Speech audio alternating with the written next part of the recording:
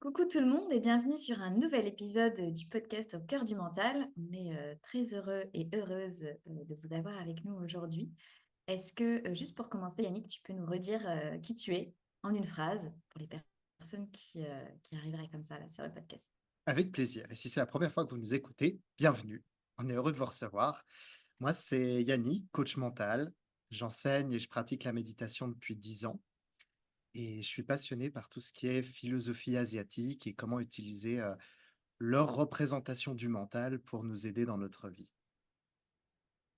Super, merci Yannick. Eh bien, moi, je suis Laure, je suis aussi coach mental. Donc là, vous avez deux coachs mentaux avec vous qui vont discuter sur un sujet spécifique. Et je suis aussi future psychologue et j'adore la psychologie. Ça permet de mieux se comprendre et de mieux se connaître. Et ça permet aussi eh bien, de pouvoir bien communiquer. Et je crois qu'aujourd'hui, la communication, c'est ce dont on va parler. Est-ce que tu peux nous en dire un peu plus, Yannick? Et oui, aujourd'hui, on va parler de la communication, mais de la communication pas n'importe où, de la communication dans le couple. Parce qu'en vrai, Mhm. beaucoup de gens essayent de faire fonctionner un couple. On essaie d'avoir une relation avec son partenaire qui fonctionne, qui dure dans le temps, qui est saine. Et on a tous un petit peu, en tout cas la majorité d'entre nous, envie d'avoir ce partenaire avec qui tout se passe bien. Et on entend partout dire que ben, le secret pour avoir un couple sain et durable, c'est la communication. Mais la communication, c'est joli, on entend ça partout. Il faut communiquer, mais en fait, la communication, c'est quelque chose qui s'apprend en fait, on est d'accord? C'est un skill. C'est quelque chose que l'on va entraîner et il y a des manières de communiquer, il y a des manières de passer ce qu'on a besoin, nos émotions, nos ressentis à son partenaire pour qu'elles soient comprises correctement et pour que la communication en fait fonctionne. Communiquer, on peut le faire «bien» entre guillemets, c'est-à-dire avec des résultats ou le faire de manière un petit peu hasardeuse et en réalité, on aura peut-être très peu de résultats. Tout à fait. Le comment est très important Ouais. dans cet élément-là, parce qu'on peut dire, ouais, mais je lui ai dit, ok, mais comment est-ce que tu l'as dit? Et en fonction de comment on dit les choses, ça peut être aussi différemment. Donc, vous l'avez compris, pour le sujet du jour, on est vraiment sur le couple, essayer de comprendre un petit peu comment créer un couple qui est sain et qui fonctionne plutôt bien. Et on va faire un focus plus sur la communication. Et on va vous donner aussi des petits tips, comme toujours. Ici, vous savez, on est à la fois sur la théorie et aussi un peu sur le pratique avec des petits conseils. Et puis, on vous a préparé. On aime bien la spontanéité, donc c'est pas vraiment préparé, mais on va vous faire un petit jeu de rôle aujourd'hui. Tu vas Et proposer donc, ce jeu de c'est rôle. Moi, je vais être le cobaye oui, aujourd'hui. c'est ça. Yannick va être le cobaye, un peu comme en situation, les jeux de rôle, c'est ce que je pratique parfois avec certaines personnes que j'accompagne. Donc, ça va arriver à un moment de l'épisode. Voilà, on ne vous dit pas quand, mais sachez qu'il va y avoir un petit jeu de rôle justement sur la communication avec un exemple d'une communication qui est saine, on va dire, saine et fonctionnelle. En tout cas, comment on peut, se diriger vers en fait, vers cette communication saine, ouais. Et à savoir, donc là, on va être sur un peu la communication et tout. C'est pas forcément le seul et l'unique secret, mais Mm. on est d'accord, même si tout le monde en parle et que ça peut paraître, comme ça reste quand même un point important, hein, on est d'accord, la Mm, communication. mm, mm, mm, mm. Est-ce que toi, tu penses que c'est peut-être le point le plus important ou en tout cas un des points centrales, un des piliers d'un bon couple ou bien c'est quelque chose qui est un petit peu, surestimé? Qu'est-ce que tu en penses? Je pense vraiment que c'est central Mmh. parce que enfin, le couple, ça se construit à deux en fait. Et à partir du moment où on choisit, donc là, on est sur des relations qui sont, on n'est pas sur le polyamoureux, ok. Là, on va rester, enfin, en tout cas, dans ce que j'évoque, c'est vraiment un one-to-one. Ouais. Mais en fait, c'est des personnes qui en fait ont décidé de construire un futur ensemble, Mmh. ou de construire quelque chose ensemble. Et on n'est plus tout seul. C'est-à-dire que là, on se voit à deux. Et quand on se voit à deux, bah, il y a des choses à prendre en compte. C'est-à-dire que bah, les choses qu'on pouvait faire quand on est tout seul, bah, on va devoir faire différemment ou en tout cas trouver un certain compromis pour que ça convienne à l'autre parce qu'on est tous différents. et on a tous des besoins et des envies spécifiques. Et à partir du moment où on décide de se mettre ensemble, que ce soit pour court ou long terme, et qu'on décide de créer quelque chose ensemble, ça va nécessiter quand même des ajustements. Et pour faire ces ajustements, on a besoin de pouvoir communiquer, Mhm. de pouvoir communiquer ensemble sur peu importe les sujets. Euh, mais je pense que c'est quand même quelque chose de super important. Alors, c'est pas le seul élément, évidemment, mais je pense que c'est vraiment un des piliers. Je sais pas ce que tu en penses, toi, Yannick, sur ce que je viens d'évoquer.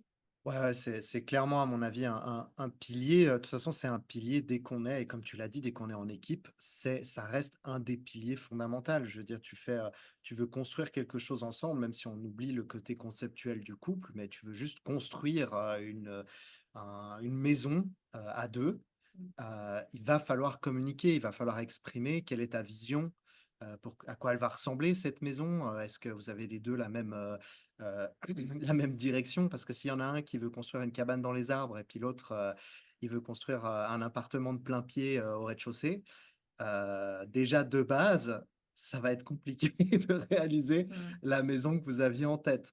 Donc oui, communiquer, exprimer où on en est dans cette construction, quand ça se passe mal, nos difficultés, etc. En fait, c'est le secret pour que la construction à la fin, elle fonctionne et elle corresponde aux 2 personnes. Et pour qu'un couple corresponde aux 2 personnes, eh ben, il faut déjà savoir ce qui est important pour chaque personne. Et comment on le sait?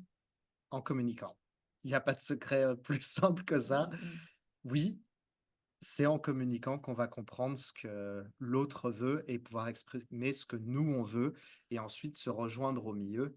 Parce que c'est ça finalement, c'est 2 personnes qui communiquent, qui expriment leurs besoins, leurs envies, leurs visions et ensuite le couple, il se rejoint un petit peu, entre les 2, entre ces 2 individualités. Il y a quelque chose qui se construit ensemble, qui sera jamais, je pense, à 100% d'un côté ou à 100% de l'autre, mais c'est un entre-deux, en fait. Et pour ça, il y a besoin de cette communication. Ouais, et juste pour revenir sur ce que tu disais, sur le fait que le couple, ce soit une équipe, parfois, en fait, enfin, en tout cas, dans des couples qui seraient peut-être un peu dysfonctionnels, on peut avoir cette tendance à se mettre l'un contre l'autre. Mmh. Et en fait, alors moi, c'est ma vision, mais bon, je pense que c'est pas que la mienne, et je pense que c'est vraiment l'idée d'avoir un couple qui soit sain, c'est de voir ça comme une équipe. C'est-à-dire que vous allez ensemble, vous avez une direction. D'où l'importance aussi de communiquer et d'être aussi avec des personnes qui vont, alors même si vous n'êtes pas obligé d'être d'accord sur tout, hein, et voilà, après, c'est chacun qui choisit son partenaire ou sa partenaire de vie. Personnellement, moi, je sais que c'est bien aussi quand on n'est pas d'accord parce que ça permet aussi de faire réfléchir et de changer de vision des choses. Mais en tout cas, sur les fondamentaux, sur les bases, sur où est-ce que vous voulez aller, Ouais, je pense que c'est important d'avoir quand même une vision qui soit plutôt alignée entre les deux personnes. Et donc d'imaginer ça comme on a des envies communes, on veut aller vers cet ouais. endroit-là, et en fait, on y va ensemble. Mmh. Et que chacun des deux est là pour aider l'autre, en fait, à y arriver. Et si on est sur, par exemple, au niveau professionnel, par exemple, les deux personnes font des choses différentes, et bien de voir aussi que quand l'autre personne réussit dans son domaine professionnel ou dans un autre domaine, c'est aussi une réussite pour soi, en fait. Ouais, De vraiment voir ça comme on est ensemble, on construit quelque chose ensemble, et on n'est pas l'un contre l'autre. Et alors après, il peut y avoir parfois la jalousie qui rentre en compte, ou il y a d'autres éléments qui rentrent en compte, et ça, je pense que c'est aller creuser sur des histoires de vie passée, sur des potentiels traumas. ouais, Et ça serait aussi un autre sujet qu'on pourrait évoquer dans un autre épisode. Euh, mais vraiment, de réfléchir, je ne sais pas si vous avez déjà réfléchi à comment est-ce que vous voyez votre couple, de vous dire, est-ce que vous avez la sensation que vous êtes dans une équipe, c'est-à-dire que vous aidez l'un et l'autre à réaliser vos envies de vie, ou est-ce que vous voyez en fait que parfois bah, c'est un peu compliqué et on peut se mettre des bâtons dans les roues et après d'aller chercher, de comprendre en fait qu'est-ce qui fait que euh, on se met ces bâtons-là dans les roues. ouais, Euh, c'est et important ce en... que tu Ouais. dis, hein. Excuse-moi, je t'ai interrompu, tu voulais dire encore Non, autre chose? vas-y, vas-y. OK.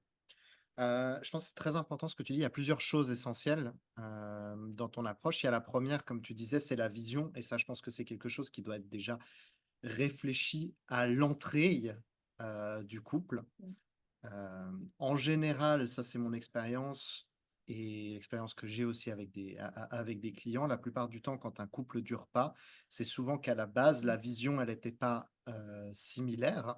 Parfois, la vision a pu changer en cours de route. Bon, bah, ça, c'est la vie. On peut pas tout prévoir, hein, dès le départ.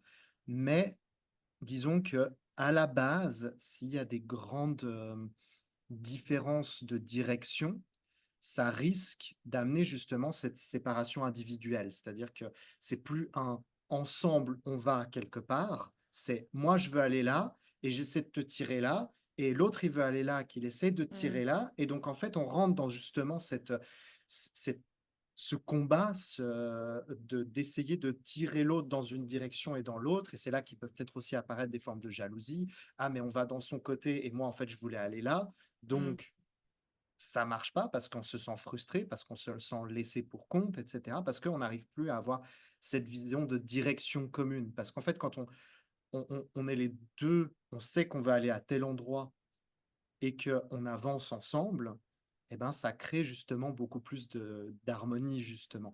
Et je pense qu'il y a beaucoup de il y a une erreur qu'on peut faire assez facilement, c'est de se dire qu'on va choisir un partenaire parce que il a les mêmes opinions, la même Mmh. vision, les mêmes manières de réfléchir, les mêmes passions, les mêmes, et cetera. Quelqu'un en fait, voilà, qui partage beaucoup de points communs en termes d'activités ou de choses comme ça.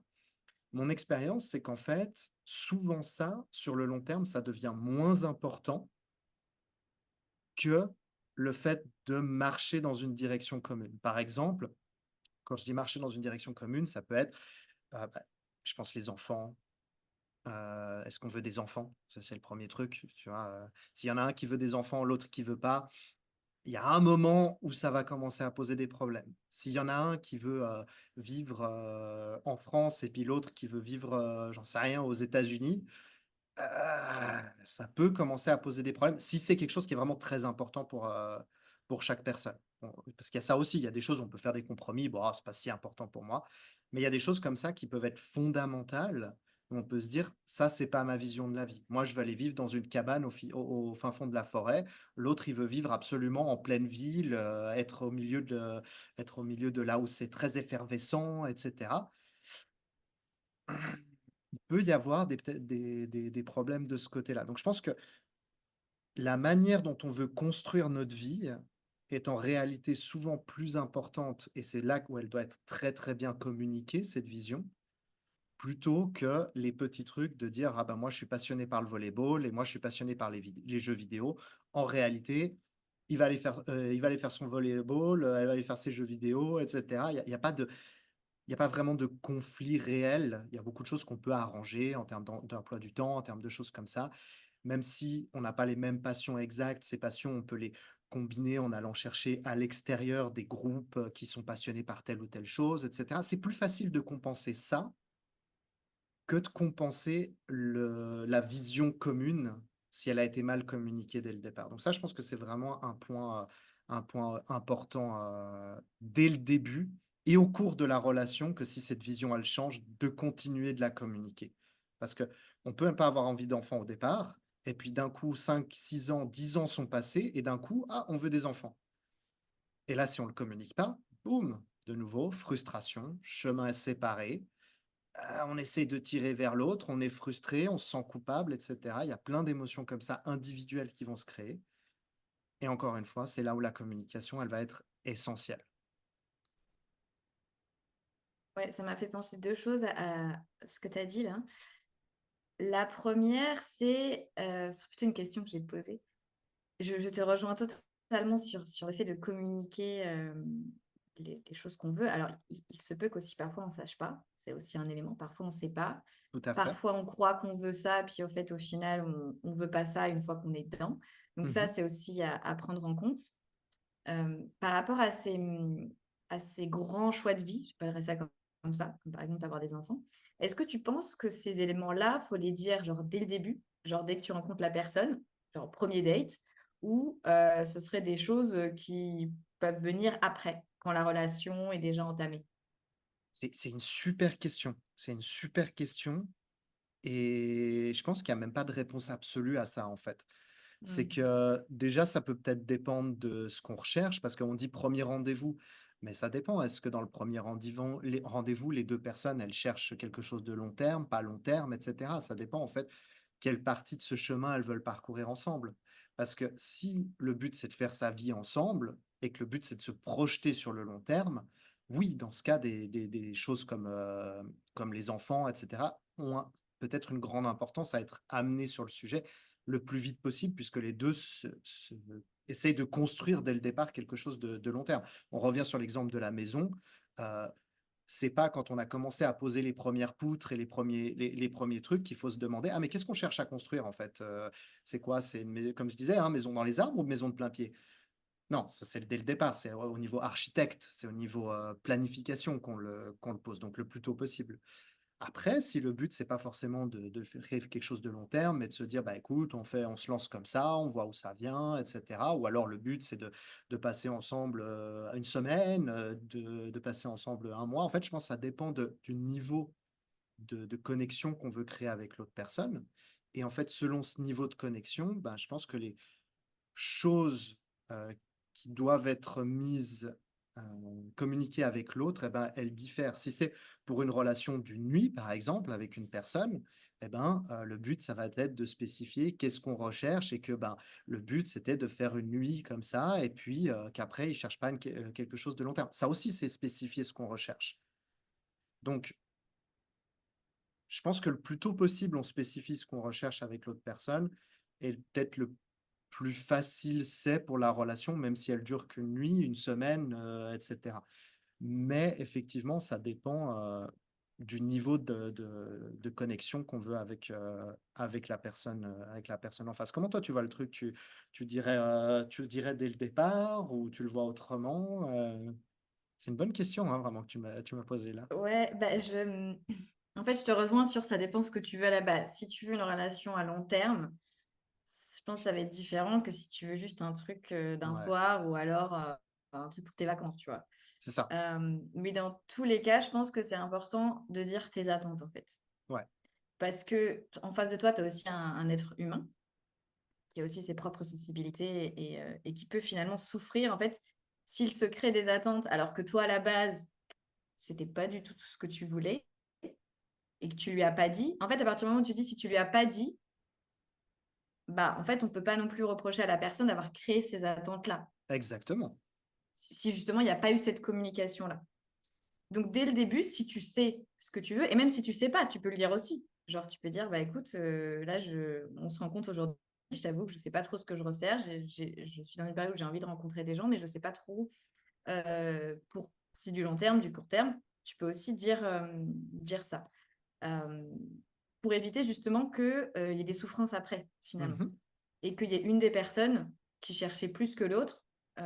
Mais en fait, si vous ne l'avez pas dit au début, bah, ça peut après créer pas mal de souffrance. Ouais. Euh, donc ça, c'est une première chose sur les attentes, de dire en fait ce que vous attendez. Après, parfois, en plus maintenant, tu as pas mal de rencontres sur Internet, donc tu peux mettre directement ce que tu recherches, ce que tu ne recherches pas. Et puis après, si on est sur une relation plus longue, enfin on recherche une relation plus longue, je pense que c'est important de dire, si vous le savez, de dire dès le début. Alors, bon, si c'est pas au premier date, voilà, après, il n'y a pas d'injonction à quand le dire, mais pareil, parce que, en fait, au bout d'un moment, plus vous allez voir la personne, c'est comme ça qu'on fonctionne, si c'est une personne qui vous plaît, qui vous convient, plus il va y avoir l'attachement qui va Mmh. se créer, et en fait, ça va être plus compliqué si vous le dites, je sais pas, au bout de 2 mois, si à la base vous saviez, que si vous le dites dès le début, parce que la personne, elle a eu le temps de s'attacher à vous. Ouais, Et ça peut faire plus de souffrance. Alors que si on dit dès le début, bah écoute, moi je sais que je veux pas d'enfant et que j'ai envie de vivre en Afrique, je donne un exemple comme ça, et que l'autre en face, elle veut des enfants et elle veut rester en France, et que vous savez tous les deux que vous voulez une longue relation, euh, en fait, si vous commencez après, enfin, je dis pas que c'est pas possible d'engager une relation quand même sur ça. mais attention à pas vouloir changer l'autre. Et ça, c'était le C'est deuxième ça. élément aussi que je voulais évoquer. C'est que oui, on évolue, on change d'avis. On peut changer d'avis aussi avec les personnes de notre entourage. Et peut-être que, en fait, aujourd'hui, vous dites que vous allez vivre en Afrique et en fait, dans, je sais pas, quelques mois ou un an, vous vous dites, bah non, finalement, je vais rester en France. C'est OK, c'est possible, on Mmh. évolue. Mais si on se met dans une relation avec une personne où on sait qu'elle veut des choses différentes de nous et qu'on se dit, plus ou moins consciemment, ça va changer, avec le temps, elle va vouloir autre chose. Ouais, Peut-être qu'avec moi, elle va changer. ouais, C'est là où c'est moins sain et plus problématique, en fait. ouais. Là, je te rejoins à 100. C'est là où ça peut commencer à devenir extrêmement toxique. C'est: Mhm. «Je vais la faire changer. Ah, mais elle changera d'avis» ou bien et cetera. Ouais, alors ça, c'est extrêmement compliqué et en fait, on pense à être, correct dès le départ. Tu en disais beaucoup pour pas faire souffrir l'autre, mais même pour soi, en fait. Parce qu'il y a Mm. un moment, la frustration qui va être créée si Ouais. vous avez envie d'enfant, on prend ce truc-là parce que c'est un truc qui est assez classique, Mm. comme exemple et puis qui aujourd'hui est un sujet où il y a quand même une grande partie des gens qui veulent des enfants, une grande partie des gens qui veulent pas d'enfants. Donc c'est un sujet qui est assez intéressant à prendre et à discuter dès le départ. Là où avant, peut-être tout le monde allait faire des enfants parce que c'était la norme et cetera. Aujourd'hui, il y a quand même Mhm. 2 grandes, manières de voir sa vie. Donc c'est intéressant de le poser dès le départ. Mais on va être frustré, en fait, si on a envie d'enfants et que la personne en face, on attend qu'elle change d'avis pour en avoir. C'est super dur, en fait. La culpabilité de lui faire, d'avoir envie d'enfants et puis de forcer l'autre à en faire. Ou alors, la frustration de toujours avoir ce besoin, cette envie et que l'autre puisse pas y répondre. C'est des choses qui vous rongent, en fait, au long terme, sur le long terme, qui deviennent de plus en plus grande, cette frustration, elle grandit, on commence à ressentir de la frustration, puis de la colère contre l'autre parce qu'elle peut pas nous amener ce qu'on recherche et même si au départ, c'est un petit truc qui peut sembler lointain et qu'on se dit: «Bah, ouais, sur le long terme, c'est pas très grave, ça changera, on verra, peut-être je changerai d'avis» et cetera et tout. Attention, parce que ça peut être tout petit au départ, mais ça veut pas dire que ça Mm. va pas continuer à grandir, grandir, grandir. Donc, je pense qu'il faut être très honnête avec l'autre et très honnête avec soi-même aussi. Est-ce que je peux être avec une personne qui aujourd'hui n'a pas envie d'enfant et que je pars de le départ, est-ce que je peux vivre avec elle? Est-ce que je peux construire quelque chose avec elle si elle décide de jamais en avoir? Et c'est là où il faut être très honnête avec soi-même. Être sûr à 100% que l'on est capable de vivre selon ces conditions-là. Parce que sinon, ça va poser problème à un moment ou l'autre, c'est sûr. Ouais, c'est super important ce que tu évoques là, Yannick. Euh, et c'est nécessaire de faire ces réflexions-là, en fait. Et je pense là dès le début. Et c'est pas forcément très confortable, mais en même temps, c'est super important. Parce qu'en fait, là, il y a des enjeux derrière, c'est votre vie. Et puis après, Mmh. ça peut impacter aussi, admettons que vous avez des enfants, même si vous ne voulez pas leur transmettre ça, mais en fait, il y a moyen que vous le fassiez Ouais, sans le vouloir. Et après, vous allez pouvoir aussi regretter et en fait, leur renvoyer indirectement que finalement, bah, vous ne voulez pas les enfants. Alors, je ne vous dis pas que ça va forcément arriver, mais ça peut être le cas. En fait, on ne sait pas. On ne sait pas ce qui va se passer dans le futur. On ne sait pas comment on sera. Les êtres humains, ils sont très mauvais à s'auto-évaluer, que ce soit dans le présent ou dans le futur. On ne peut pas prédire, en fait. Et donc, je pense que c'est vraiment important de poser ces réflexions-là. Et exactement comme tu l'as dit, de bah écoute, là, mon partenaire ou ma partenaire, elle veut elle veut pas d'enfants et moi j'en veux.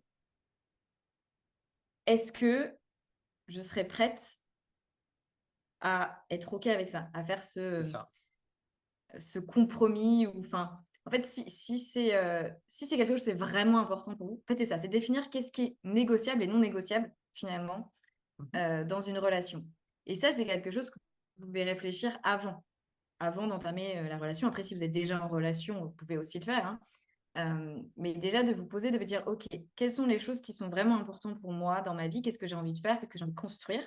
Quelles sont les choses que j'ai envie de construire avec un partenaire ou une partenaire de vie? Et parmi ces choses-là, quelles sont les choses où je me dis, ça c'est non négociable, je veux vraiment avoir ça dans ma vie. Et ça, par contre, bon, ok, j'aimerais bien, mais en même temps, si je l'ai pas, Je peux vivre avec, c'est quoi. pas si grave.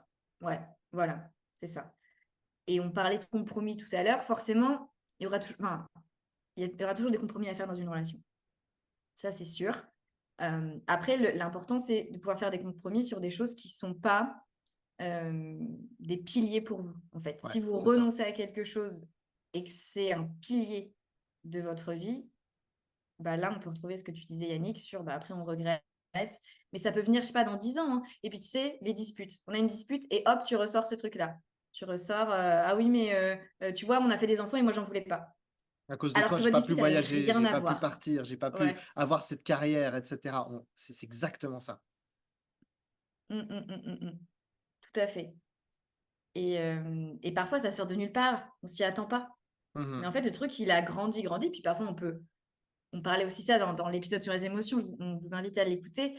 On peut un peu refouler, tu vois, se dire, bon, en fait, voilà, on refoule un peu ce qu'on ressent. Et puis, en fait, ça ressort. Mais en fait, ça a toujours été là. C'est juste que ça s'est accumulé avec le temps. Et après, on peut avoir du ressentiment pour la personne avec qui on vit. Et là, ça devient très malsain Ouais. et voire toxique, en fait. Donc Donc, de ça, vraiment c'est... prendre ce temps, Vas-y, vas-y, finis. ouais, de prendre ce temps avec vous-même et de vous poser la question, OK, qu'est-ce qui est non négociable, qu'est-ce qui est négociable dans ma relation? Et après, vous pouvez le communiquer. Ça, c'est aussi important de pouvoir le communiquer à la personne. Mhm. De vous dire, bah voilà, moi, ce qui est vraiment important pour moi dans la relation que je veux construire, c'est ça. Et comment tu te situes par rapport à ça? Et puis voir, du coup, là, en fonction de ce que va vous dire la personne en face. Et c'est important de le communiquer parce que si vous le gardez pour vous, en fait, bon, ça a moins de sens. Et c'est là où c'est très difficile, parce qu'en Mm. fait, quand on fait ça, le sentiment qui vient quand on va communiquer cette chose au départ, vu qu'on ne connaît pas du tout la personne en face, on ne sait pas comment elle va réagir. Et là, il peut y avoir plein d'émotions qui vont arriver. La peur que Mm. l'autre, en fait, on a peur de perdre, quoi. On a peur de perdre ce qu'on vient de trouver, une relation. Ah, tiens, cette personne, elle m'intéresse, j'ai envie de construire quelque chose avec elle et tout. Mais si je lui dis ce que j'ai vraiment besoin, potentiellement, on se met face au risque que ben, ça soit pas en correspondance. Donc, en fait, que ça marche pas. Donc, pour éviter cette émotion négative sur le présent, qu'est-ce qu'on fait? On se dit: «Bah, je vais pas trop en parler, on verra ça plus tard». Et je le comprends totalement ce sentiment parce que c'est vraiment c'est pas agréable d'avoir ces discussions, tu l'as dit. C'est pas quelque chose qui est confortable, c'est pas quelque chose qui va être, on peut pas vous dire qu'à chaque fois que vous allez avoir ce genre de discussion, ça va bien se passer parce que justement, en Mm. fait, le fait de parler de ce genre de choses, c'est parce que potentiellement ça peut mal se passer parce que les choses sont pas en correspondance, entre vous. Mais la souffrance que vous allez éviter sur le long terme et le temps que vous allez gagner sur le long terme, il est énorme. En acceptant d'être inconfortable, voire même de souffrir un peu, d'être déçu, de renoncer à quelque chose sur l'instant permet d'éviter de souffrir sur le long terme. Alors que si vous choisissez d'éviter cette émotion négative, d'éviter cet inconfort sur le moment, potentiellement sur le long terme, ça risque d'être très problématique. Et c'est ça qui est extrêmement vicieux chez nous, les humains, c'est qu'on a des émotions qui viennent sur le présent, qui veulent nous protéger de notre souffrance, d'un inconfort, etc. Et celle-là, elle est sur le présent, donc on la sent maintenant, on la sent tout de suite, la peur. Donc c'est celle-là qu'on a envie d'éviter. Alors que sur le futur, c'est loin, c'est pas grave, ça. C'est pas maintenant qu'on souffre, c'est plus tard. Donc ce piège, il est vraiment gravé dans le cerveau, dans nos mécanismes de survie, d'essayer d'éviter l'inconfort sur le moment et de repousser à plus tard parce que, bah, on se met des œillères, on se dit: «Bah, c'est pas grave, ça changera d'avis», et cetera. Et c'est là où il est le piège, où on doit faire extrêmement attention parce que si on veut construire cette relation durable sur le long terme, saine, et cetera, il faut accepter cet inconfort au départ. Tout à fait et j'ajouterais à ça le fait aussi que derrière, peut y avoir, des schémas, des manques, des besoins, des traumas passés qui rendent encore les choses plus difficiles et ce que tu Mmh. évoquais, ça m'a fait penser à, au schéma, alors moi je travaille pas mal avec la thérapie des schémas, je vais pas rentrer dans les détails, mais peut-être qu'il y en a qui connaissent. Mais il y a un schéma qui est, le schéma d'abandon. Donc c'est typiquement la peur de l'abandon Mmh. et souvent on retrouve des personnes qui, heu, comme elles ont tellement peur d'être abandonnées parce que ça crée de la souffrance, alors c'est à nouveau en fonction de ce qu'elles ont vécu, eh bien elles vont filtrer, enfin il y a énormément de choses qu'elles vont pas dire sur elles ou qu'elles vont pas dire sur ce qu'elles veulent, sur leurs besoins. Parce qu'elles ont peur que si elles le disent, la personne en face va les quitter et en fait, c'est plus, douloureux et difficile de dire d'être quitté que, de garder, tout pour soi. Ouais. Donc là, on n'est pas en train de vous dire que c'est facile, hein, Non, que, non, non, non, non. il faut dire, il faut faire comme ça. Il y a énormément de complexité et de choses qui rentrent en compte. Et si vous vous reconnaissez, si vous voyez que pour vous c'est compliqué, bah, peut-être qu'il y aurait besoin d'aller plus loin et d'aller faire un suivi ou en tout cas de vous faire aider, d'en parler, je sais pas, à votre entourage ou autour de vous, des personnes dans lesquelles vous avez confiance. Mais en fait, c'est de comprendre les enjeux à long terme. Et comme tu disais Yannick, c'est compliqué. Voilà, les êtres humains, ils ont un petit peu du mal, hein, on est quand même très dans le moment présent. Hem, mais de prendre du recul comme ça, d'essayer de comprendre après les conséquences que ça peut avoir sur vous, sur votre vie, heu, sur les autres aussi et de vous demander qu'est-ce qui est finalement plus important pour vous et quelle vie vous voulez avoir pour vous-même. Sachant qu'il y a des solutions. Voilà, un problème ou des problèmes, il y a des solutions. Peut-être que ça prendra du temps, peut-être que ce sera difficile, ce sera peut-être inconfortable, mais c'est pas une fatalité. C'est-à-dire que si vous êtes comme ça aujourd'hui ou si vous avez ces difficultés aujourd'hui, ça ne veut pas dire que vous les aurez toute votre vie. Bon après il y a besoin d'entamer quelque chose quand même pour pouvoir évoluer. Mais déjà, dans un premier temps, ce que moi, personnellement, je vous invite à faire, c'est si vous reconnaissez dans ce que j'ai évoqué là, la difficulté à exprimer ce que vous ressentez ou à exprimer ce que vous voulez, essayez de comprendre qu'est-ce qu'il y a derrière, en fait. Mmh. Pourquoi? Qu'est-ce qui fait que pour vous, c'est difficile, en fait? De quoi vous avez peur? Parce qu'en fait, derrière, et tu l'as aussi évoqué, Yannick, c'est des peurs. Là, je vous ai parlé de la peur Ouais. d'abandon, mais ça peut être d'autres types de peurs. Donc, essayez comme ça de comprendre un petit peu vos blocages, parce que c'est ça aussi, c'est des blocages, d'essayer de comprendre qu'est-ce qui vous empêche de communiquer, que ce soit en début de relation, que ce soit actuellement si vous êtes avec quelqu'un depuis 10 ans, euh, qu'est-ce qui bloque? Et déjà ça va vous permettre d'essayer de commencer à mieux comprendre et essayer du coup de pouvoir travailler sur ça. Et un autre élément que je voulais dire là-dessus, si vous vous sentez dans une relation alors je vais dire saine ou en tout cas sécurisée, c'est aussi quelque chose que vous pouvez communiquer. C'est-à-dire que si vous sentez que, vous avez des blocages, vous avez du mal à exprimer des choses à la personne, c'est des choses que vous pouvez lui communiquer. Si c'est trop pour vous pour l'instant de le communiquer à cette personne-là, ça peut être à quelqu'un de votre entourage. Déjà de commencer en fait à discuter là-dessus. Parce que tu en penses Yannick, de ce que j'ai Mais, évoqué? je pense que tu as très, très bien résumé et j'ai pas grand-chose d'autre à ajouter, hein, je t'avoue, pour moi, c'est tu as résumé, extrêmement bien cette partie-là et par contre, j'ai une question, tu vois, qui me vient. Je me dis, on a parlé beaucoup donc de communiquer dès le départ et cetera. Maintenant, je trouverais vachement intéressant qu'on se projette un peu plus dans un couple, Mmh. qui est déjà là, qui est déjà créé. On est dans un couple et comment est-ce que l'on fait pour communiquer clairement, nos besoins, nos frustrations? On fera comme on l'a dit au départ, on fera un petit jeu de rôle là-dessus, mais peut-être que d'abord, est-ce qu'on peut essayer de Mmh. de de poser les bases? Comment est-ce qu'on fait pour essayer de communiquer ça? Parce que Le problème, j'ai l'impression qu'il y a quand on est en couple depuis un moment, c'est qu'on a créé des, automatismes, des habitudes de Mmh. communication souvent ou de non-communication. C'est-à-dire que certains sujets, dès qu'ils arrivent, sur le tapis, qui sont des sujets de problématiques souvent, pour nous ou dans le couple, eh ben, on a pris des habitudes d'évitement ou alors tout de suite on se met en colère, et en fait, souvent on aimerait communiquer au fond de nous. On sait qu'on a besoin de communiquer, qu'on a besoin d'exprimer ce genre de choses, mais on le fait de la mauvaise manière parce que, on est dépassé par nos émotions, on n'arrive pas à y faire face, on n'arrive pas à trouver les mots, on n'arrive pas à il y a plein de choses comme ça qu'on a créé des habitudes et en fait, on n'arrive pas à passer le message, même quand on a envie de le faire. Donc comment Mmh. est-ce que, toi tu est-ce que c'est quoi ton point de vue un petit peu là-dessus? Est-ce que tu arriverais à partager quelques idées, quelques Mmh. pistes un petit peu là-dessus? Ouais, tout à fait. Donc là, on va être plutôt sur l'affirmation de soi. Donc l'affirmation de soi, c'est comment est-ce que justement je communique qui je suis ou ce que je pense, que je ressens à d'autres personnes. Donc c'est toujours en lien avec quelqu'un d'autre, que ce soit un groupe ou une personne. Et en fait, comme tu disais, il y a plusieurs moyens de communiquer.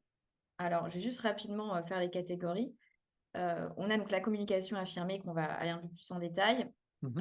On a la communication qu'on va dire agressive et je pense que c'est aussi souvent celle qu'on peut avoir justement quand on est pris par les émotions et Souvent, ouais. qu'on est, soit en souffrance, soit blessé ou alors que, voilà, de la colère qui prend un peu le dessus et donc là, quand on a une communication agressive, c'est qu'on va, respecter ses propres besoins parce qu'on les communique, mais on respecte pas ceux des autres en face. Il manque une partie. Ensuite ouais, c'est ça. Je vois tout à fait. Ensuite, on a la communication qu'on appelle la communication, soumission, où en OK, fait, là, c'est l'inverse. C'est qu'en fait, on va avoir du mal à communiquer ses propres besoins, ses propres, envies, ses propres opinions et donc en fait, on va pas respecter soi-même, mais par contre, on respecte les autres. d'accord, donc en gros, on met les besoins de l'autre Mmh, au-dessus de nos propres besoins, de nos propres envies. c'est ça, OK, exactement. très bien. Hem et un peu comme je disais tout à l'heure l'exemple avec la peur de l'abandon, c'est qu'on va pas oser dire certaines choses. Alors après ça va dépendre des personnes, mais là dans le contexte, c'est j'ose pas dire les choses parce que j'ai peur que, qu'on me quitte ou que je me retrouve toute seule. Totalement. Hem et je voulais dire autre chose là-dessus. Attends, j'ai perdu ma pensée. Je sais pas, pour C'est pas l'instant, tu as grave, dit ça va peut-être 3. revenir. Tu as donné 3 types de communication. Oui, oui, ce que je voulais dire, c'était le mixte, ce qu'on appelle passif-agressif. Ah oui, d'accord, oui. Il est fun celui-là. Je pense que ça va vous parler à plusieurs personnes.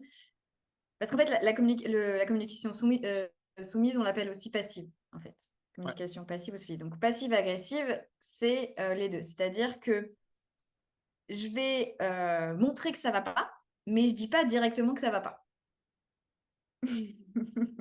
Donc, j'ai à la fois le côté, bah, je dis pas trop, en fait, ma problématique, et en même temps, je vais montrer que je suis pas contente, je suis pas content. On montre Donc, le côté l'émotion, mais on un peu communique pas la agressif. raison. C'est ça? Voilà, c'est ça. Je vois. Donc ça va être, on peut répondre d'une manière un peu dure à quelqu'un qui nous parle, heu, alors qu'en fait, il y aurait pas de raison de répondre comme ça Mmh. et la personne en face, elle va pas comprendre parce que le contexte est pas donné. En fait, c'est peut-être qu'il y a un truc qui vous a gêné, je dis n'importe quoi, votre conjoint, votre conjointe, il a pas fait la vaisselle, ça vous a gêné, mais vous l'avez pas dit. Par contre, vous allez, ressortir, une phrase un peu plus tard en disant, par exemple: «De toute façon, c'est moi qui fais tout dans la maison». Comme ça. Les classiques. Voilà. Et la personne en face, elle comprend pas forcément d'où ça sort parce qu'en fait, vous lui avez pas dit de base ce qui vous gênait. Elle avait pas le Mmh. contexte. Elles se sont Donc agressées, de ce voilà, elles se sont la agressées et communication se là passe mal. voilà, Ouais, exactement. Et là, on peut entrer dans des totalement. conflits. On peut se par certaines personnes, ça peut se crier dessus, et après l'enchaînement. Hem, donc là, donc je vous ai parlé de communication passive-agressive, communication passive, communication, agressive et il y a aussi la manipulation, mais je vais pas rentrer dans les détails là-dessus. c'est une communication manipulative. Donc voilà, le nom Ouais, en ça, soi vous c'est donne des indications. tout un autre sujet, en soi, ouais, effectivement. Voilà. Là, pour l'instant, on va parler Hem, des relations qui sont potentiellement à peu près saines et ouais, cetera, mais où il y a des problématiques de communication et ce genre de choses. Quand dans tout ce qui est c'est ça. manipulation et cetera, ou vraiment relations toxiques, et ce genre de choses, il y a Mmh, beaucoup d'autres mécanismes qui rentrent en jeu et je pense que ça mériterait un épisode complet, de 2 heures pour ouais, pouvoir aller travailler le sujet. Donc, on tout va à commencer par fait. le première étape. Voilà, et si jamais, à nouveau, on vous le dit à chaque épisode, mais si ça vous intéresse, n'hésitez pas à nous le dire, et s'il y a d'autres sujets qu'on n'évoque pas aujourd'hui sur, le couple, n'hésitez pas aussi à nous en parler. Si vous avez des problématiques aussi de couple Spécifique, particulières que ouais. vous voudrez qu'on évoque, ouais, n'hésitez pas, des questions, voilà, soit en commentaire si c'est sur YouTube, soit en nous envoyant des messages sur les comptes Insta qu'on met à chaque fois dans la description. Mmh. Et donc, la communication affirmée, en fait, c'est une communication où je vais exprimer les choses qui me conviennent pas, je vais exprimer mes besoins, je vais exprimer mes opinions, tout en respectant les besoins et les opinions des autres. Donc, Donc en en fait, c'est un fait, peu je le respecte but. moi-même. C'est ce qu'on Voilà, essaierait c'est d'atteindre ça. dans un couple qui fonctionne. OK. Exactement. Exactement. Et là, ce que j'évoque sur la communication et sur l'affirmation de soi, c'est dans toutes relations humaines. Là, nous, on va spécifier sur le couple, mais Oui. en soi, ça peut être au travail, ça peut être avec vos amis, avec les membres de votre famille. En fait, on retrouve ces différents types de communication chaque fois. C'est un peu un fil rouge et après adapté en fonction des situations. Et donc, dans l'affirmation de soi, il y a, alors, moi, je l'ai résumé en 3 piliers. Après, à savoir que, il y a des méthodes spécifiques. Donc ça, c'est plutôt dans les thérapies comportementales et cognitives. Des méthodes spécifiques pour différents types de communication. Si par exemple, vous voulez faire une critique à quelqu'un ou comment répondre à une critique, si vous voulez demander quelque chose à quelqu'un, si vous voulez dire non, dire votre opinion. Voilà, donc Mmh. à chaque fois, il y a des choses un peu plus spécifiques. Mais disons qu'on peut résumer ça avec 3 piliers. Le premier, ça va être, je pars du jeu de moi. Le deuxième, c'est l'émotion, évoquer ses ressentis. Et le troisième, c'est l'empathie, c'est-à-dire prendre en compte la position de l'autre. Et donc là, on retrouve bien, je me respecte moi-même et je respecte la personne en face en même temps. Et donc c'est par exemple, on pourrait je vais te donner un exemple et tu me dis si ça Mhm, correspond bien à la construction de phrase, mais on pourrait imaginer, on reprend l'exemple de la vaisselle. Donc mhm, en communiquant ce problématique de la vaisselle, on pourrait aller vers la personne en lui disant, «Oui, quand tu ne fais pas, je ne fais pas la j'ai vu que tu n'avais pas fait la vaisselle», on va commencer comme ça. «J'ai vu que tu n'as pas fait la vaisselle et en fait, à chaque fois, moi, ça m'embête parce que ça me rajoute une quantité de travail ensuite, parce que je me sens obligé de le faire, parce que j'aime pas trop quand c'est trop en désordre, ça me fait me sentir, stressé à l'intérieur, comme si je comprenais pas trop mon environnement. Je sais qu'en ce moment, tu as vraiment beaucoup de travail, et que parfois tu peux oublier de faire la vaisselle ou bien tu n'as pas le temps et cetera. Mais j'aimerais bien qu'on améliore un petit peu cette situation. Est-ce que ça serait, quelque chose d'à peu près, nickel. OK, bon Nickel. élève, le bon élève. Donc en fait, c'est vraiment ça, mais ce que j'ai fait, c'est simplement Ouais. respecter ta structure, en fait, hein. C'est je Mhm, j'ai un problème, j'ai remarqué quelque chose mhm. qui me fait me sentir comme ça, mais je suis pas non plus dans ce qui est important et je pense que c'est souvent le point qui manque, c'est le côté empathie. Une preuve de compassion et cetera, de pas juste avoir son propre point de vue. Il y a la vaisselle qui a pas été faite, ça me fait péter un câble et j'en ai ras-le-bol et donc je vais aller crier sur l'autre ou je vais aller lui communiquer ça et en fait, quand on fait ça, il manque la composition d'empathie, ce qui fait que l'autre va se mettre sur la défensive et je pense que ce qu'on arrive à enlever quand on fait preuve d'empathie et de compassion pour l'autre en disant: «Bah, je comprends en fait que c'est difficile pour toi, Je comprends que si tu as pas fait la vaisselle, c'est pas pour m'emmerder moi personnellement, que c'est pas une Mm. attaque, que tu t'es dit: «Tiens, aujourd'hui, je me ferais bien une petite baston avec ma femme, je vais pas faire la vaisselle, ça va être fun». Et le fait de faire ce petit pas vers l'autre, je pense que ça désamorce cette mise sur la défensive Mm. qu'on peut avoir dans la communication de couple. C'est la première réaction en général quand il y a communication de couple, quand on exprime quelque chose qui va pas, le partenaire se met sur la défensive et c'est là qu'il y a souvent le problème de communication. C'est ce schéma que je vois Mm. régulièrement Ouais. dans mon propre couple, hein, quand je communique mal ou comme ça, c'est ce qui se passe.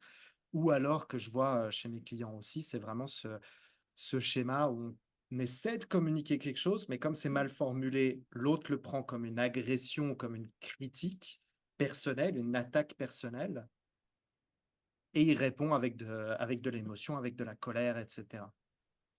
C'est ça? Exactement, ouais, c'est exactement ça. C'est pour éviter ce côté défensif parce que faut se l'avouer, hein, regardez vous-même, quand on vous fait, vous vous sentez accusé de quelque chose ou qu'on vous fait une critique, vous allez avoir quand même cette tendance à vous sentir un peu attaqué et on l'est d'autant plus quand on est avec nos proches parce qu'on a moins de filtres, hein. Si c'est au travail, vous allez réagir différemment, il y a un peu plus de filtres, mais avec nos proches, on est un peu plus authentique théoriquement. Donc vous allez vous sentir un peu attaqué et direct se mettre sur la défensive en fait. Et avec ce besoin ou cette envie de devoir se défendre. Mmh mh. Parce que quand on se sent attaqué, bon, en général, on veut se défendre. Et ça, c'est beaucoup déclenché quand on va dire tu. D'où le fait de commencer par je. Quand tu dis ah, tu t'as fait ça ou t'as pas fait ça ou oh, tu as encore laissé la vaisselle dans l'évier sans la laver. Bon, là, je vous ai mis un peu le ton aussi qui est qui est un petit peu agressif, qui peut paraître un peu agressif. Et en fait, quand vous utilisez le tu, là, direct, là, vous avez la confrontation. La personne, elle est là, ah, tu. Et après, elle peut vous répondre, je sais pas, oui, bah, de toute façon, t'as toujours un truc à me reprocher. Voilà, Il y typique, a «Ouais, mais j'ai sorti les typique poubelles, toi tu fais, excuse. tu vois que ce que je fais pas». Ouais, et autant, tu vois ce que je fais pas. Voilà, on reprend le tu vois. Et en fait, c'est voilà, on s'attaque l'un avec l'autre et ça tue toute discussion, toute conversation. Parce qu'en fait, le but, il faut aussi penser à pourquoi est-ce que vous dites ça à la personne. En fait, in fine, le but, c'est que ça évolue, en fait. C'est que, Exactement. OK, là, il y a un truc qui vous convient pas, qui vous plaît pas, vous aimeriez que ça change. C'est pas en attaquant les gens qu'on va créer le changement. Non. Ça, c'est vraiment important à retenir. Et je précise aussi que dans l'affirmation de soi, on se prend aussi en compte, d'accord? On n'est pas en train de vous dire, faut tout accepter et on dit pas ou en tout cas on dit un peu en mode bisounours, c'est pas l'idée. C'est, derrière en fait, il y a un pourquoi. Il y a aussi une réflexion derrière. Mmh mh. C'est, bah, pour pouvoir faciliter le changement, pour avoir des relations qui soient aussi plus saines, qu'on soit moins dans les disputes ou dans l'énervement. Parce que parfois ça peut partir sur des trucs alors qu'à la base la problématique, c'est ça, quoi. Et Ouais. après, ça prend des proportions énormes. Et en fait, si tout simplement avait communiqué d'une manière qui soit affirmée, comme par exemple ce qu'on a donné comme exemple là, bah, en fait, le truc s'arrête, OK, en une fois, quoi. Et En c'est fait, hyper on le dit, important, puis la je personne en juste face, ouais. excuse-moi, vas-y, vas-y. C'est juste Non, non, vas-y, vas-y, ça je t'en prie. me ça me fait penser à un truc qui est tellement important, c'est que cette communication est là et cetera. C'est pas une question morale, genre c'est bien ou c'est pas bien, de communiquer d'une telle manière ou de machin ou de se comporter d'une telle manière ou d'une telle manière dans le couple. C'est même pas quelque chose de moral ou d'éthique, c'est juste fonctionnel, en fait. Ce Mm, que tu dis là va permettre factuellement d'améliorer les choses et de créer le changement. On n'est pas sur quelque chose de conceptuel, de comment il faudrait bien se comporter dans un couple et cetera. C'est si vous voulez factuellement que votre quotidien s'améliore, mm, c'est en passant par ce genre de communication-là que vous aurez des résultats, en fait. mm, mm, mm, mm. Tout à fait. Et ça, c'est quelque chose que vous vous rappeler. Hein, parce que je sais que, en plus, quand on est dans l'émotion, voilà, on est bien d'accord, quand on est dans l'émotion, on va réfléchir moins rationnellement. C'est plus compliqué. Bon, après, ce sera un autre sujet sur comment réguler ses émotions. Mais du coup, de vous rappeler ça en amont. Et je pense qu'aussi, ce qui peut être aidant, c'est pas d'attendre, en fait. Vous voyez la chose qui vous gêne, dès que vous pouvez, quand le contexte est propice, de le dire, en fait. Parce que plus vous allez attendre, plus ça va s'accumuler. Puis il y a d'autres trucs qui vont se passer. Il y a d'autres trucs qui vont venir vous embêter. Ouais, tu veux dire quelque chose, Émilie? Ok, non, c'est marrant, j'aurais honnêtement conseillé plutôt l'inverse. C'est-à-dire que moi, le problème que je vois aussi beaucoup, c'est que Oui. en général, on réagit sur l'agacement du moment. On voit la vaisselle, Mm. on fait hop, demi-tour, on voit son partenaire sur le canapé, ah, figé, Ouais. focus, colère, donc focus, et bim, on va lui partager ça sur le moment. Le Mm. problème, c'est que quand on partage ça directement sur la sensation et sur l'émotion de colère, notre langage corporel va montrer de la colère. Ouais. L'autre en face, même si on n'est pas entraîné à lire les émotions sur les gens, c'est quelque chose qu'on fait naturellement en tant qu'être humain très très facilement. Donc on va voir la colère sur l'autre, on va se dire, putain, qu'est-ce que j'ai encore fait? Directement défensive, le mécanisme va Mm. s'enclencher. Nous, quand on est en colère, comme tu l'as dit, on va pas réussir à communiquer correctement ce qu'on pense parce que l'émotion, elle est trop forte. Donc, tu vois, moi, j'aurais pensé plus que je vois la vaisselle, je sens la colère, machin, je sais que je veux aller lui dire maintenant tout de suite que la vaisselle, ça va pas. Eh ben, je vais plutôt me dire, je me restreins d'aller le faire maintenant. Je vais prendre un moment, laisser juste. Et quand je dis prendre un moment, c'est pas 2 semaines, hein, c'est juste le temps de réguler un petit peu son émotion, de prendre juste 2 secondes pour aller se calmer, quitte à aller marcher 5 minutes dehors si ça nous a trop énervé. Mm. Et ensuite de revenir dans un état un peu plus calme, communiquer cette frustration, et cetera. Tu vois? J'aurais de la difficulté, même dans mon expérience personnelle, je sais que si j'y vais direct et que j'y vais et que ça sort d'un endroit où je suis trop frustré, trop en colère ou trop, dans l'émotion, que je suis pas dans une capacité à transmettre correctement et à faire ces techniques de communication dont on a parlé là. Pour que je puisse communiquer de Mm. cette manière-là, à titre personnel, il faut que ça vienne d'un endroit calme. Il faut que ça vienne d'un endroit où je suis apaisé. Et c'est là où je suis dans un Ok. état où je peux être conscient de communiquer et de me dire: «OK, je suis pas centré sur moi dans mon émotion, mais je peux faire preuve d'empathie, je peux communiquer quelque chose correctement, exprimer factuellement qu'est-ce que j'ai ressenti à l'intérieur, comment ça s'est posé». Tu vois? J'ai besoin que ça vienne d'un endroit calme et je peux pas le faire si c'est sur le moment même. Je comprends tout à fait ce que tu veux dire. Alors, quand je disais pas nécessairement sur le moment, en fait. OK, OK, ouais. Après, ça va dépendre des personnes. C'est-à-dire qu'il y a des personnes, voilà, si on parvient à réguler ses émotions, on va dire, sur le moment, en fait, c'est de revenir à la conscience de soi. Ok, là, je sens que je suis en colère ou que j'ai une émotion plutôt désagréable. Si je dis un truc sur le moment, ça va sûrement pas être très, très pertinent. C'est intense, trop intense. Ok, bon, je me connais, je vais respirer un bon coup, je vais aller, je sais pas, comme tu disais, marcher 5 minutes. Et après, je reviens dessus et je vais en parler.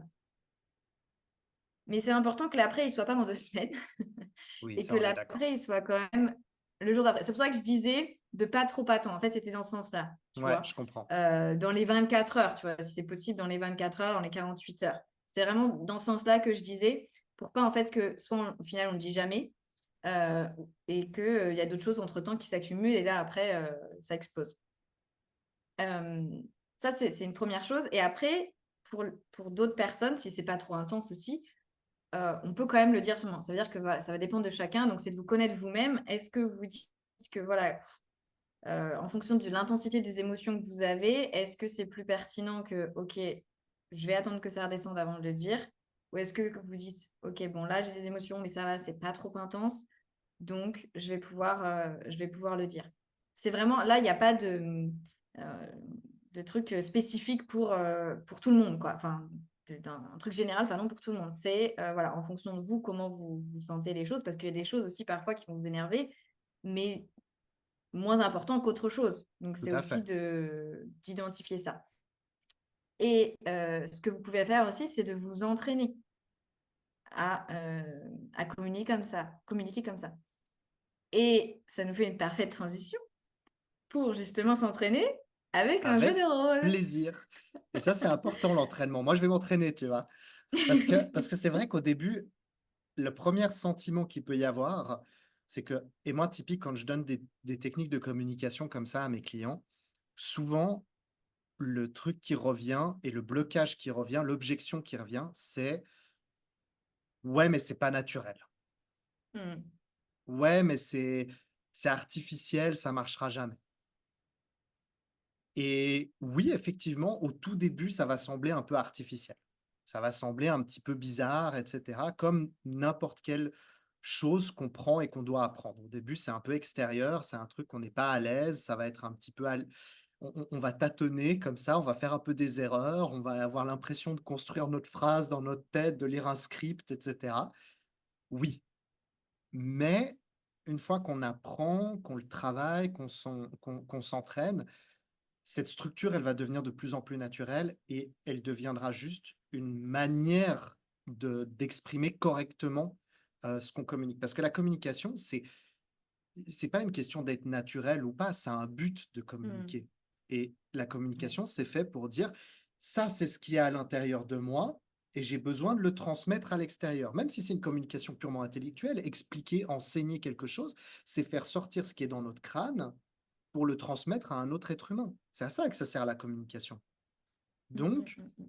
pour le communiquer correctement, eh ben, ça s'apprend. Et au début, quand on n'a pas l'habitude de communiquer correctement, bah, ça semble un peu bizarre parce qu'on a des règles qui sont pas celles qu'on a l'habitude, parce qu'on a l'habitude de sortir ça comme ça, sans trop y réfléchir, et cetera. Mais la réalité, c'est que, honnêtement, est-ce que ça se passe bien? Est-ce que le message est compris de l'autre côté?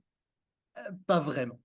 Donc là, on va vous donner des méthodes et bah, moi, je vais m'entraîner avec Laure pour avoir des méthodes qui permettent de mieux communiquer ce qui se passe à l'intérieur, de mieux le faire comprendre à la personne qui est en face. Mmh, mmh, mmh. Et juste avant de faire le jeu de rôle, je voudrais rajouter sur ce que tu disais, qui va dans ton sens, c'est qu'en fait, vous avez des automatismes que vous avez acquis en fonction de vos expériences de vie et à force de faire les choses. Enfin, c'est comme ça, l'être humain, plus il va répéter les choses, plus ça va devenir automatique. Et parfois, en fait, on fait des trucs sans même penser à les faire et on ne contrôle pas. Ça vient tout seul.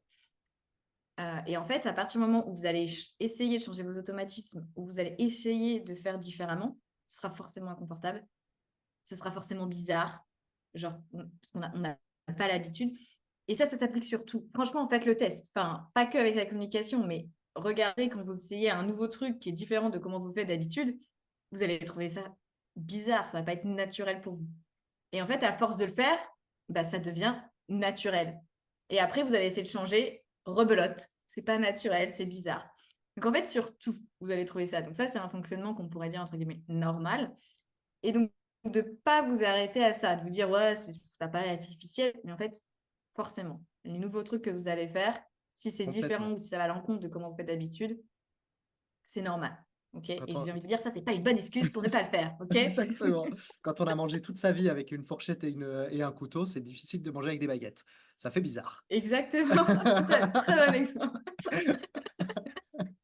Tout Allez à Laure, fait. je t'écoute, dis-moi ce qu'on va faire et on va prendre un petit moment pour faire ce petit jeu de rôle et voir un petit peu comment on peut travailler sur ces choses de manière concrète, comment on peut s'entraîner quand on se fait accompagner ou bien même on peut se faire est-ce qu'il y a d'autres moyens de faire ce genre de petits jeux de rôle? D'ailleurs, c'est juste avant qu'on commence de s'entraîner comme ça, mais Mhm. sans avoir quelqu'un ou genre juste pour commencer un tout petit peu, est-ce qu'il y a Oui. des manières? Oui, tout à fait. Vous pouvez le faire, alors, soit avec quelqu'un de votre entourage, vous pouvez le faire Mmh. avec un proche. Je sais qu'il y a certaines personnes que j'ai accompagnées, une fois qu'on fait les jeux de rôle ensemble, elles ont une personne dans leur entourage avec qui elles se sentent plutôt à l'aise. Parfois, c'est le conjoint, parfois, c'est quelqu'un d'autre. Et elles refont le jeu de rôle avec cette personne-là. OK. Donc ça peut être un élément. Après, vous pouvez aussi vous entraîner seul, c'est-à-dire que vous n'aurez pas le feedback de l'autre personne. Vous pouvez l'imaginer, anticiper, imaginer comment l'autre va vous répondre. Et dans ces cas-là, si elle me dit ça, qu'est-ce que je réponds? Moi, à savoir qu'on ne peut pas forcément tout anticiper, mais déjà, ça permet déjà de préparer son cerveau. Donc, vous pouvez faire ça tout seul en préparant des scénarios ou ça peut être aussi comme ça, juste de le dire déjà. Ce sera plus naturel du coup quand vous allez le faire une fois en situation, rien que Tu de, le feras à de haute vous voix habituer alors. en fait à formuler comme ça. Oui, à Tu haute le voix. diras. Vous Ouais, pouvez faire ok. à haute voix.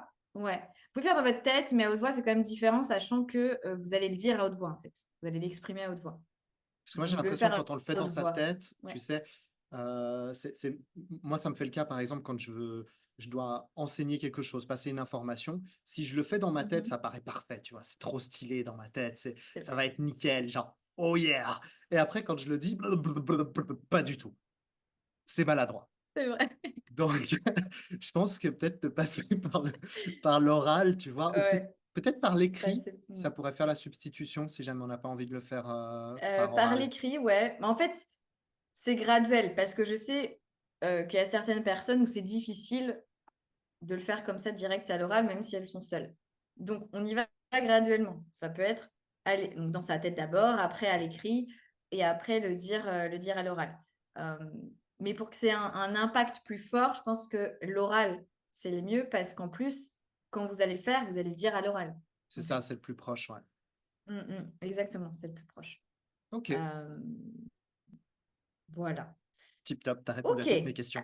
Alors, est-ce que tu es bien en condition, Yannick, là? Attends, Donc, pour vous expliquer, je me mets vas-y. un petit peu en mode combatif. On est en dispute. Non, non, c'est pas ça. Attends, excuse-moi. Allez, je suis en Alors, condition. Je suis bon. vas-y. Ce qu'on va faire, et alors là, je vais le faire un peu comme je le fais en séance. Donc, on part d'une situation particulière. Donc, la situation, elle va être amenée par la personne que j'accompagne. Donc là, ça va être Yannick pour aujourd'hui, qui va nous amener une situation vécue. Alors, parfois, ça peut être imaginaire, mais c'est quand même mieux qu'on travaille sur des situations vécues des personnes, parce que le but, c'est qu'en fait, quand on fait jeu de rôle, ça entraîne le cerveau. Et ensuite, les personnes, comme on l'aura fait ensemble, elles pourront le refaire plus facilement dans leur vie de tous les jours. Donc, on prend souvent des problématiques réelles des personnes. Aujourd'hui, Yannick, est-ce que tu peux nous expliquer la situation sur laquelle on va travailler? Et oui, j'ai préparé un petit truc. Juste avant l'épisode, on a trouvé une petite situation fun à partager qui me parle pas mal. Donc, il y a un truc régulièrement qui revient, tu vois, avec ma femme, c'est qu'elle fait plein de bruit pendant que je médite. Elle n'arrive pas à être silencieuse pendant que j'ai besoin de silence. Donc ça, c'est la situation un peu frustrante que j'aimerais bien pouvoir réussir à mieux communiquer. Mhm, Et ça me fait juste penser à un petit truc. Je me dis que même si on connaît ces techniques, c'est important de comprendre que quand ça nous concerne, c'est pas si facile que ça. Et je pense que tu pourras peut-être dire ça aussi de ton côté, mais mhm, pourquoi en fait ce jeu de rôle, par exemple, il peut même m'être utile alors que je connais certaines de ces techniques de communication. Mais sur le moment, quand on est dans l'émotion, quand on est dans le truc, quand on a vraiment un truc qui nous frustre, genre, elle fait du bruit pendant ma méditation. Moi, je voulais être rentré dans ma méditation, je voulais être tranquille, c'est très difficile de le communiquer correctement. C'est mhm. là que l'entraînement peut être cool et c'est là que ça va être cool de faire ce jeu de rôle. Ouais, tout à fait. Et c'est important ça de le noter parce que on peut savoir quelque chose, on peut savoir comment faire, mais après c'est différent quand on est dans la situation. Même en tant que professionnel, voilà, de l'accompagnement. Enfin, moi, il y a des choses aussi que je sais comment faire, mais parfois je les applique pas non plus dans ma vie. Hein, on est tous, on est tous des êtres humains. Et d'où l'importance de pouvoir s'entraîner finalement. Et en fait, le fait de le faire, ça va vraiment comment dire, donner plus de facilité à votre cerveau parce que vous l'aurez déjà fait. Et en fait, quand vous êtes dans la situation, inconsciemment, enfin, automatiquement, il y a un truc, enfin, ça va se déclencher, vous allez vous souvenir de ça. Alors après, ça dépend si vous êtes vraiment dans l'émotion et là, c'est vraiment la colère qui vient. Mais en fait, c'est avec la répétition aussi. Plus on va le faire et plus ça va être facile de le refaire, comme tout apprentissage. Exactement. Donc, Alors, on est sur une situation où Yannick médite et sa conjointe fait du bruit. Donc ça, c'est quelque chose qui gêne Yannick. Vous voyez pas si vous écoutez, mais Yannick, il a fait une tête de... Il n'est pas content. Euh, et donc, cette situation-là, on est sur ce qu'on va appeler faire une critique. En fait, c'est faire une critique, c'est-à-dire que on va demander, il y a un truc qui nous gêne que la personne, elle fait, et on lui demande un changement. Donc là, on est vraiment sur un truc où on cherche un changement. Donc ça, c'est la situation sur laquelle on travaille. Donc, ce qu'on va faire, c'est que Yannick, il va faire lui-même. Voilà, c'est Yannick qui exprime sa critique d'une manière affirmée. Donc, pour rappel, la manière affirmée, c'est je me respecte moi et je respecte les autres. Et donc, on va utiliser les 3 piliers, le jeu, les émotions, l'empathie. Ce que je fais habituellement, c'est que je répète comment dire les choses. Mais là, comme j'ai senti que Yannick a l'air de savoir comment faire, puisqu'il nous donnait un super exemple tout à l'heure, on va voir. Voilà, je vais te laisser. On va voir s'il est D'habitude, aussi voilà, bien cette fois. d'habitude, je redis un peu, voilà, je donne des exemples sur comment faire, et puis on les écrit aussi pour que ce soit plus visuel. Donc voilà, donc toi, ta consigne, Yannick, c'est vraiment de garder ta position. C'est-à-dire que moi, je vais jouer, du coup, ta conjointe. Alors, à savoir que moi, j'aime bien un peu titiller, donc ça ne va pas représenter la réalité à 100%. OK? Parce Elle que je sera pense que jamais aussi la manière dont je pire vais... que ma vraie conjointe. Ah, on Elle est va à voir, tu me côté, elle est à challenges côté, là. donc je fais exprès de. Donc, en tout cas, je vais essayer d'être la plus représentative possible, sachant que quand on fait ça aussi en séance, parfois les personnes me donnent un peu des indications sur les personnes pour que je me mette plus dans le personnage. On fait des jeux d'acteurs, hein, vous voyez, on est vraiment, on est vraiment à fond, Moi, plus dans le j'adore. personnage et pour vraiment que ce soit au plus près de la situation. Donc, je joue ta conjointe, Yannick, ok? Et donc là, on a une situation, tu viens de faire ta méditation. Et encore une fois, ta conjointe a fait du bruit. Et là, t'es pas content. Ça te plaît pas. Et non. Qu'est-ce que tu vas lui dire? Comment tu vas lui dire? Ok. Quand t'es prêt, on Donc, commence le jeu de rôle. je sors de ma méditation, j'ai pas réussi à trouver la paix. Voilà. Et j'en sors pas Ce qui était le vraiment but, mais apaisé, ressourcé, etc. Non, en vrai, je vois tout à fait. Ok, je sors de ma méditation et donc là, je viens vers toi et je me suis un petit peu relaxé et je te communique ma frustration, c'est ça? voilà. Donc tu Ok, imagines, hop, je me réincarne, je suis ta conjointe. ok. Je viens de Voilà. finir ma méditation. Euh, ok. Je voulais te communiquer quelque chose parce que j'ai remarqué que dernièrement, en fait, à chaque fois que je me mets en méditation, j'essaie de rentrer dedans et comme tu le sais, j'ai besoin d'un peu de silence parce que sinon c'est compliqué pour moi de rentrer dans la méditation et j'ai remarqué qu'en fait, en ce moment, il y avait beaucoup de il y avait beaucoup de bruit, et cetera qui m'empêchent de rentrer dans ma méditation. J'entends par exemple des portes qui se ferment, et cetera et moi ça me perturbe pas mal et ça m'empêche de bénéficier des bénéfices que je recherche dans la méditation. Donc, je sais que c'est compliqué de rester complètement immobile, de ne pas faire trop de choses pendant les méditations que je fais, surtout que je fais des longues méditations, je suis désolé. Mais je voulais savoir si c'était possible de pouvoir faire peut-être un peu moins de bruit, comme ça j'arriverai à vraiment tirer bénéfice de ces périodes où je médite. Voilà. Ok, mais enfin moi je trouve pas que je fais beaucoup de bruit. Justement, je fais attention, tu vois. Enfin, je vois pas comment je pourrais faire moins de bruit en vrai. Ouais, je comprends totalement parce qu'en fait, le truc, c'est que quand tu médites, tous les petits bruits sont compliqués et je sais que normalement, je devrais réussir à faire abstraction des bruits extérieurs quand je médite. Mais malheureusement, il y a des jours où j'arrive et des jours où j'arrive pas. Et les jours où j'arrive pas, je suis très sensible à tous les petits bruits qui peuvent se passer. Donc même juste en fait une porte qui se ferme, etc. Ça peut tout de suite faire beaucoup. Et je te demande pas de faire absolument aucun bruit, ça serait beaucoup trop de te demander. C'est pas du tout ce que ce que je souhaite que tu fasses. Mais en fait, c'est genre si tu pouvais juste essayer peut-être de faire un tout petit peu moins de bruit, de peut-être bouger un peu moins, de peut-être prendre ce moment-là. Je sais pas si ça c'est possible, mais prendre ce moment-là pour faire une activité peut-être plus silencieuse. Comme ça, bah, tu profites peut-être pour lire ton livre à ce moment-là. Ou est-ce qu'il y a quelque chose qui pourrait se trouver est-ce qu'on pourrait faire quelque chose pendant mes Bah, méditations pour te. après, là, dans ce que tu évoques, moi j'ai l'impression que c'est un peu ton problème parce que, en fait, là, ce que tu dois faire, c'est justement dans tes méditations, faire abstraction du bruit. Donc, justement, vois ça comme un entraînement pour toi, en fait. À 100%. Et je suis totalement d'accord avec toi, ça vient de moi et de mon incapacité aujourd'hui, en tout cas. J'aimerais bien pouvoir être complètement comme un moine, mais aujourd'hui, j'y arrive pas, honnêtement. J'arrive pas à faire complètement abstraction, donc je voulais savoir si peut-être tu pouvais m'aider dans cette amélioration de mon côté, jusqu'au moment où bah, j'arriverai à atteindre ce côté-là, ça serait génial.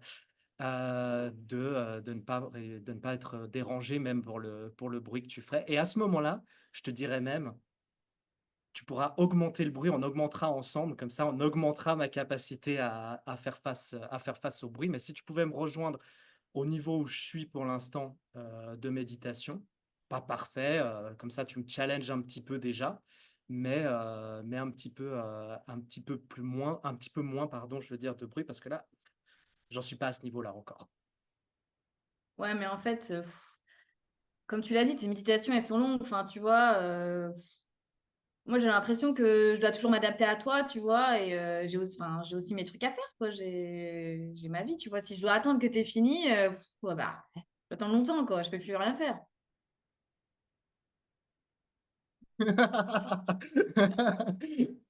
Alors, si dès que vous regardez pas la vidéo, ce petit sortie du jeu de rôle, Yannick a fait une tête de pas content. Et non, parce que là, en fait, le moment où la personne vient pas rejoindre le besoin que j'ai, et ben là, forcément, ce qui apparaît, c'est un peu la frustration, quoi. La frustration, la colère, Mhm. etc. Et donc là, bah, je vais changer un peu de stratégie. Donc, je vais essayer de mettre un peu une limite différente. Mhm. Parce que Donc là, t'as senti quoi, là? Là, qu'est-ce qui s'est passé, du coup? là, j'ai senti que j'émettais une demande, que j'ai essayé de faire un pas vers toi, en essayant d'adapter un petit peu les choses. Peut-être que la seule chose que je pourrais faire encore, c'est ouais, j'ai peut-être une idée. Attends, on va tenter encore quelque chose. Ça marche. On repart sur le jeu de rôle. Ouais, OK, je comprends totalement ta frustration. Combien de temps, pour toi, tu serais capable de rester en faisant, moins de bruit? Parce que je comprends qu'une heure pour l'instant, voilà, ou 30 minutes, on va dire, c'est mon ma méditation à peu près normale. 30 minutes, c'est un peu long. Combien de temps, toi, tu serais prête à faire, du silence pour que je puisse méditer? Combien de temps c'est confortable pour toi? 10 minutes. OK. Alors 10 minutes pour moi, la méditation, elle est un peu courte. Est-ce qu'on pourrait se retrouver au milieu en faisant 20 minutes? Genre pendant 20 minutes, je fais ma méditation. Moi, ça me permet c'est un bon temps. Ça me permet de rentrer dedans. Je comprends 30 minutes, c'est trop long.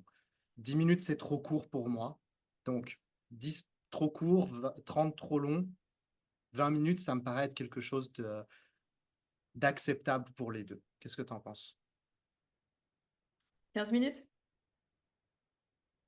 18. Je peux tirer comme ça quelques minutes de plus. On est bon sur 18? Là, j'ai l'impression d'être négociateur de tapis. Ok, 18. Ok, Ok, je prends 18, 18, mais je fais le temps. Ok, je regarderai. pas de Je problème. vérifierai 18, ça me que voilà, convient. Et pas une de ton minute de côté, plus. par contre, je mesurerai les décibels. Ok, on fait comme ça. Très bien. Super. Ok, merci beaucoup Yannick Avec plaisir. pour ce petit jeu de rôle. Euh, Est-ce que je peux te faire un petit Avant retour d'aller... sur Oui, justement, ce que j'allais j'ai ressenti? te demander. Et j'ai senti le Vas-y. moment où j'ai bloqué, tu vois? Parce que j'ai essayé de vraiment, hein, pour ceux qui nous écoutent, j'ai essayé de vraiment de me mettre, je me suis dit: «OK, je suis vraiment en discussion avec ma partenaire, elle m'a saoulé» et j'ai vraiment c'est peut-être pas important pour vous, mais moi, ma méditation, c'est un truc qui est important pour moi. Donc vraiment, c'est un sujet où j'ai envie de faire mes 30 minutes de méditation. Donc j'ai senti le blocage de: «Je pourrais pas avoir ce que je veux» Mhm. et c'est là où j'ai senti la frustration monter et où j'ai pris un moment avant de trouver une autre stratégie. Parce que j'ai senti que j'étais dans le: «Ouais, j'essaie d'avoir ce que je veux». mais tu as très bien fait ton rôle, tu m'as pas donné ce que je voulais. Tu as dit: «Ouais, non, C'est le but. c'est injuste» et je m'en suis rendu compte qu'au moment, tu vois, où j'ai senti la frustration monter, je me suis dit: «Tiens, pourquoi je suis frustré?» Et là, je me suis dit: «Ah, tiens, Mmh. j'ai pas fait de négociation, j'ai pas fait un pas, en fait, réellement vers ma con vers le partenaire», tu vois? Mmh. J'étais genre: «Moi, je veux ça et on me le donne pas» et là, j'ai senti la frustration monter. Mmh, mmh, mmh, mmh. Et c'est super important ce que tu évoques parce que tu vois, ouais, en situation, et c'est ça aussi que ça sert les jeux de rôle, c'est qu'en situation, tu te rends compte qu'en fait, qu'il y a des manquements, où il y a des trucs où tu te rends compte des blocages, tu vois. Et du coup, ça te fait aussi faire penser à des choses auxquelles tu n'aurais pas pensé et qu'une fois que tu vas être en situation, donc la prochaine fois que ça va arriver, et ben en fait, tu as ça qui va te venir à l'esprit. Même s'il y a l'émotion, comme tu l'auras déjà réfléchi, tu l'auras déjà pensé, et ben ça va devenir plus automatiquement. À Exactement. savoir aussi que je pousse toujours quand je fais les jeux de rôle. Alors, je pousse en fonction de, voilà, des limites des personnes quand je vois que voilà, on fait ça ensemble. Euh, bon, je pense que dans la réalité, elle t'aurait peut-être pas parlé comme j'ai parlé ou elle t'aurait pas dit Non, mais ce c'était que j'ai cool. dit. C'était cool Mhm. parce que c'est là où tu es venu justement activer l'émotion. C'est là où le jeu Ouais. de rôle devient réel, en fait. C'est facile de théoriser et de Mhm. dire: «Oui, alors à ce moment-là, je dirais ça» et etc. et tout. Mais la difficulté, c'est quand l'émotion, Mhm. elle vient, en fait. Mhm. Mhm. Mhm. C'est quand on voit que notre stratégie parfaite, et ben, elle fonctionne pas. Oui, Donc super, tout à fait. c'était top. Donc, ouais, ça va, ça va. Je t'ai pas trop mis dans l'inconfort, Ah, ça va.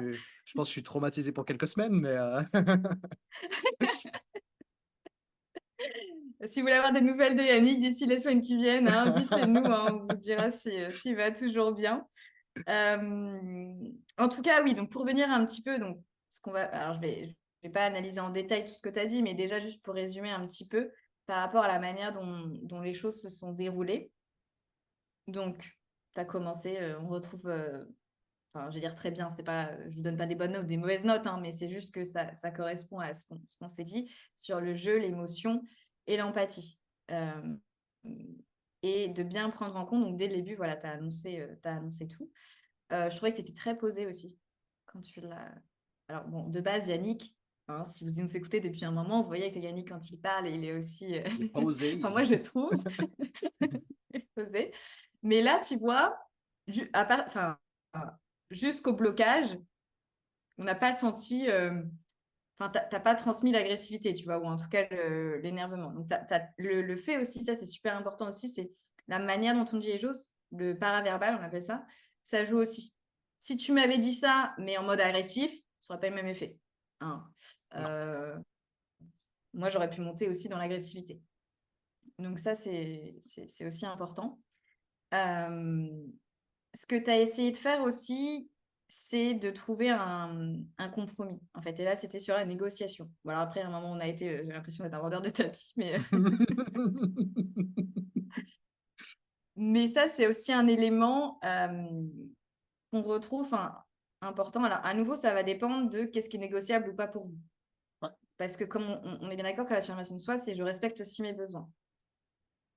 Donc, c'est de déterminer aussi qu'est-ce qui est négociable pour vous. Si c'est pour la vaisselle, qu'est-ce qui pourrait être négociable ou pas, après, en fonction des situations.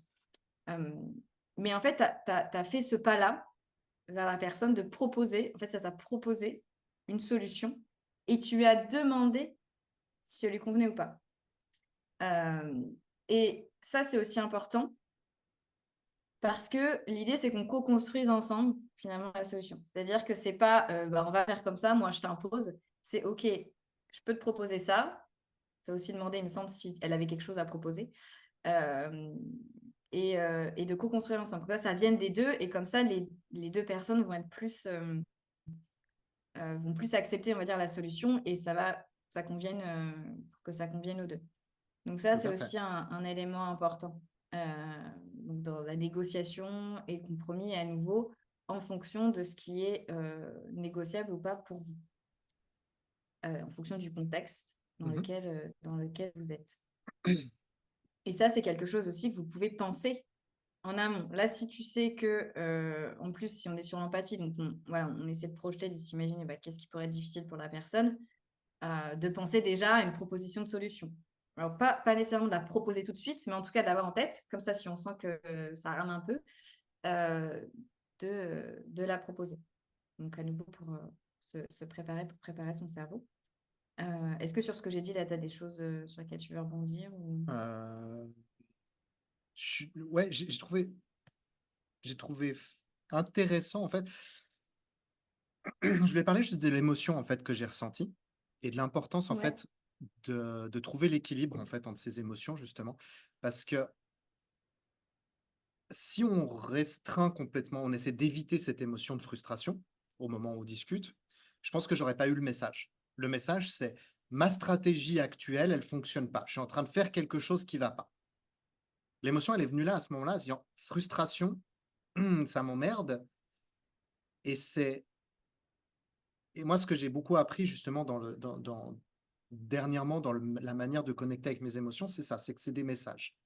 Et je fais un petit lien avec l'épisode qu'on a fait sur les émotions et comme en pratique, ça peut être extrêmement intéressant de ressentir ce message. C'est une émotion négative, la frustration, mais elle n'a pas eu un impact négatif, elle a eu un impact qui était positif, puisqu'elle a fait changer ma stratégie et elle m'a fait trouver une solution, en fait, qui était meilleure que la stratégie que j'avais Mhm. jusqu'à présent. L'émotion que j'ai eue, elle était négative, elle m'a pas fait me sentir bien, j'étais frustré, j'étais là genre: «Putain, elle m'énerve!»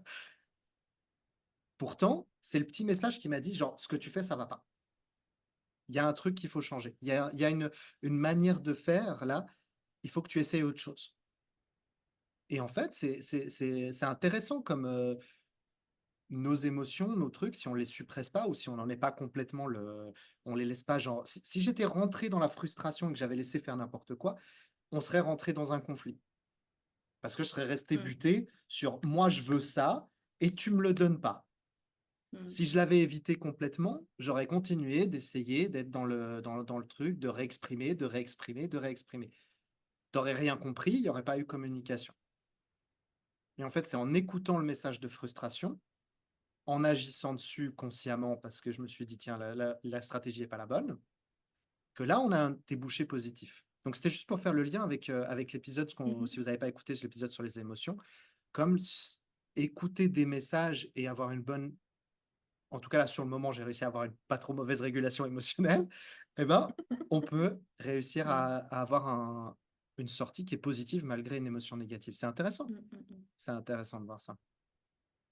Ouais, juste, j'ai souri parce que tu as utilisé négative et moi je parle de désagréable parce que justement, Oui, il y a ce côté utilité des émotions. Je rejoins ce que tu dis et en fait, c'est finalement comment est-ce que j'utilise cette émotion-là. C'est-à-dire que si ça devient quelque chose d'envahissant et d'intense et que là, ça vous pousse à être agressif, c'est là où c'est un petit peu plus problématique. Mais là, tu l'as utilisé comme finalement un moteur d'action, mais c'était pas envahissant, c'est-à-dire que tu l'as maîtrisé finalement. C'est-à-dire que c'était pas d'une intensité envahissante qui fait que c'est elle qui te maîtrise, mais là, c'est toi, ok, je sens ça, je sens qu'il y a un truc là, que ça fonctionne pas. On va changer de stratégie, enfin, mmh, on va trouver d'autres solutions. Et pour autant, quand on dit changer de stratégie, t'étais pas, t'as pas été dans la stratégie je suis agressif ou je l'insulte ou je lui dis que de toute manière elle m'écoute pas. Tu vois, parce que ça aurait pu être aussi tout à fait. une autre stratégie. Donc tu es resté dans affirmation de soi, mais en trouvant une autre solution que de répéter ce que tu dis parce que tu vois bien qu'en fait, bah là, ça fonctionnait pas. Non, tu étais pas Euh, réceptive à ouais. cet argumentaire-là et ça, je pense, c'est important pour tout le monde, hein, c'est que la communication, c'est aussi être adaptable.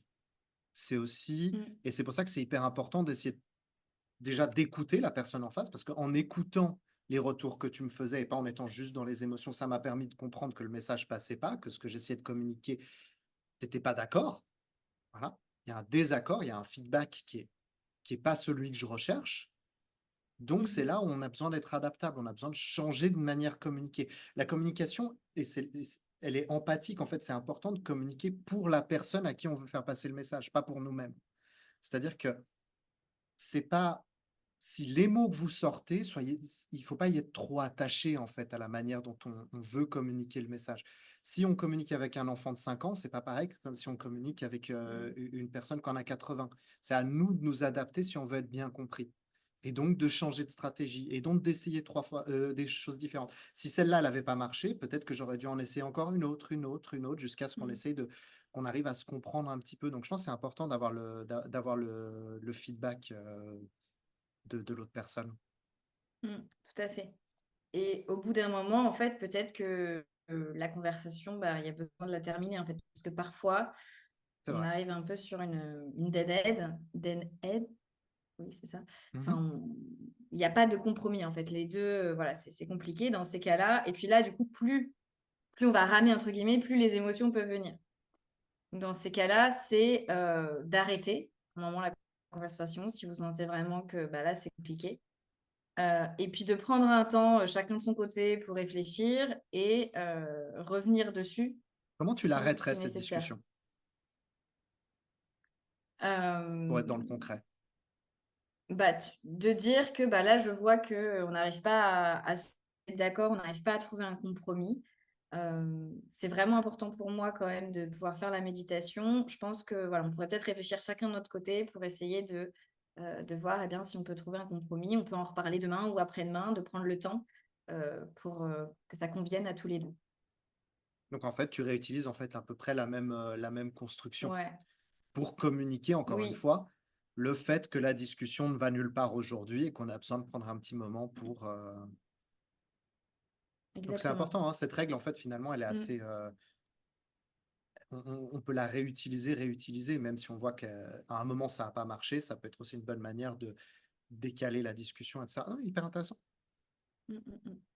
Et je voulais préciser aussi sur quand vous parlez de vos émotions, de vous-même, en fait, ce que vous renvoyez derrière, c'est de montrer que c'est important pour vous, en fait.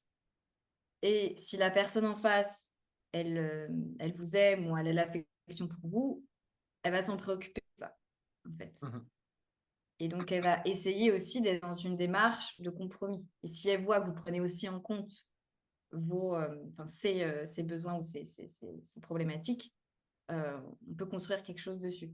Donc ça, c'est quelque chose que vous pouvez même utiliser cette formulation. Bah, c'est important pour moi ou ça, c'est vraiment important pour moi. Ça peut être aussi aidant. Et à nouveau, là, on est bien dans des relations qui sont pas toxiques. On est vraiment dans des relations où, Bien sûr. voilà, où les personnes sont quand même, se préoccupent quand même de l'autre. Tout à fait, parce que dans les relations toxiques, la communication, si on veut Ouais. s'en sortir, elle a besoin de changer complètement de stratégie. Il y a d'autres stratégies Mmh. très spécifiques pour les cas un peu Mmh mh. manipulatoires ou narcissiques ou toxiques, Ouais, et cetera. C'est d'autres, mécanismes. Ça marchera pas tout à celle-ci. fait, exactement. Donc voilà pour ce jeu de rôle. Je ne sais pas si ça Trop vous a bien. plu. N'hésitez pas à nous faire des retours si vous voulez Moi, qu'on en ça m'a fasse plu en d'autres. tout cas. Pareil, on avait fait une méditation. Ouais, toi, ça t'a plu, parfait. Donc Ouais. tu es prêt pour un autre jeu de rôle sur une autre thématique, possiblement? Mais ouais, il faut nous dire, hein, si vous avez envie qu'on fasse Ouais, plus. On a essayé dans les derniers épisodes, comme tu disais, une méditation, là, un jeu de ouais. rôle. Est-ce que vous voulez un peu plus de choses pratiques comme ça, peut-être durant les épisodes, alterner un petit peu ces exercices? Faites-le nous savoir. En Mmh. tout cas, moi, j'ai bien aimé. C'était cool. Ouais et ben, moi aussi, j'aime beaucoup. Avant que je vois que ça fait, ouais, quasiment 1 heure et demie qu'on fait cet Tout à enregistrement. fait. Je pense on va bientôt terminer, mais je voulais te demander quand même avant, Yannick, si toi, tu Mhm. avais de ton côté, parce que là, on a pas mal parlé du point de vue plutôt psychologie, sur justement la communication et des outils de communication. Est-ce que toi, de ton côté, il y a des choses alors, que ce soit des outils ou des manières de voir les choses que tu pourrais nous partager, si c'est des choses Alors, qui te viennent en tête? tu vois, typique, la communication, c'est quelque chose où je trouve qu'en Occident, on est très fort pour avoir Ok. scientifiquement créé des protocoles de communication efficaces. Je trouve qu'on est très, très fort dans ce côté-là, qu'on a un art de la communication qui est très bon. Et moi, honnêtement, la plupart de mes outils de communication et ce genre de choses, je les ai tirés plutôt de mes études en coaching modal, plutôt en Occident, etc. Avec, comme tu disais, des choses qui viennent de la psychologie, des thérapies comportementales, etc. Questions ouvertes, aller vers l'autre, tout ce genre de choses, en fait, c'est des trucs qui sont extrêmement bien euh, étudié, on va dire, et protocolé dans l'Occident. Et je trouve que typique, ça, c'est un des points.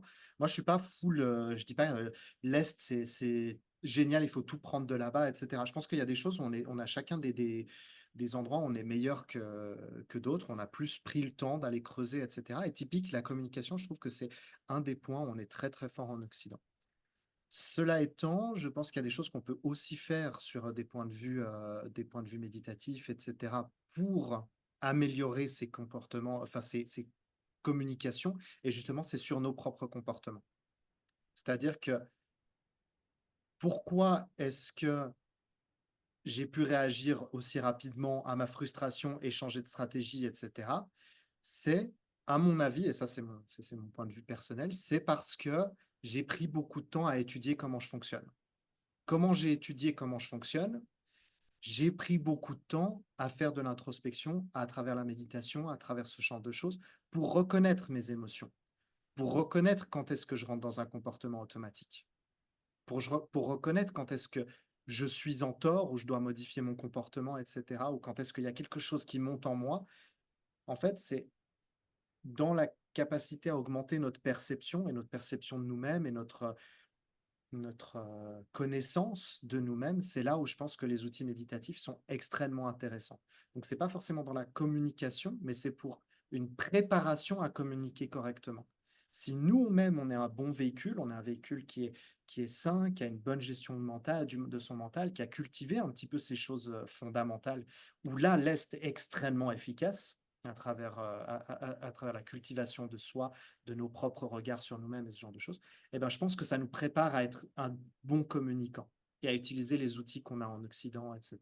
Donc je pense qu'en fait, là, c'est vraiment un de ces moments où, en travaillant sur les deux, on peut devenir excellent, en fait, Mm. en communication.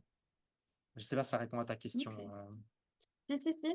Parce que comme je ne connaissais pas trop, enfin, c'est toi l'expert de cette partie-là. Donc, je me demandais, en fait, tu vois, en faisant comme ça l'épisode, je me demandais s'il y avait des choses qui étaient théorisées ou des choses Eh qui ben, étaient en fait, posées. ouais, c'est ça. C'est qu'il n'y a pas beaucoup et je trouve que ça, c'est un des trucs qui manque dans beaucoup d'écrits traditionnels et ce genre de choses. C'est genre, OK, concrètement, comment est-ce que je communique? Comment est-ce que je construis mes phrases? Comment est-ce que je construis, etc. C'est un peu plus genre, si tu bosses à la source, le reste va venir naturellement. Oui, mais je trouve que concrètement, il y a quand même un manque là, qu'on peut faire mieux. Mm. On peut faire mieux, on peut travailler la Ok. source, on peut cultiver ce genre de choses. Et oui, ça va améliorer le truc, mais je pense que c'est quand même important d'apprendre cette compétence qui est de communiquer. Et là, encore une fois, je pense que la psychologie et ce genre de choses est mieux équipée pour construire une bonne communication. Ok. Ça marche. Bah, je te remercie pour ces indications. Donc, un sujet où il y a moins de, ouais, il y a moins de choses ouais, de ce Ou côté-là. alors, Ok. j'en suis pas conscient. Il y a peut-être des écrits et des choses Ok. qui sont pas, Bah, que je connais s'il pas y a du des tout. personnes qui nous écoutent et voilà, qui ont des sources ou des indications, n'hésitez pas aussi à nous les faire parvenir voilà, sur ce sujet du côté, Il y a juste un truc plutôt qui me Asie. vient. Il y a Ouais. un principe fondamental qui est truthfulness, donc c'est être vrai, on pourrait dire ça, être dans la vérité. Et ça veut dire, bon, il y a plein de manières de l'entendre, mais en fait, c'est un principe qui est très présent, qui est d'être vrai avec soi-même et vrai Mhm. avec les autres, de dire la vérité à soi-même, la vérité aux autres. Donc, de ne pas tromper, de ne pas essayer de cacher les choses qui sont, donc d'être vrai et juste dans notre communication. Ça, c'est un des fondements, typiquement dans le bouddhisme, sur ce qui crée le bonheur. Donc, il y a un lien avec la communication, mais encore, ça manque OK, mais comment? comment je le fais, et cetera. Il y a le principe d'être vrai et que je pense qui est très important dans la communication, d'être authentique, de pas essayer de cacher des choses, et cetera, parce que finalement ça les autres personnes le sentent, et cetera. Mais d'essayer d'être vrai, authentique dans notre communication, ça effectivement, il y a ce principe-là. Excuse-moi, j'étais juste, d'un coup, ça m'a pop dans la tête que ça Mmh. pouvait être un petit Ouais, truc ouais. qui était lié, OK. effectivement. C'est intéressant. OK. OK, très bien.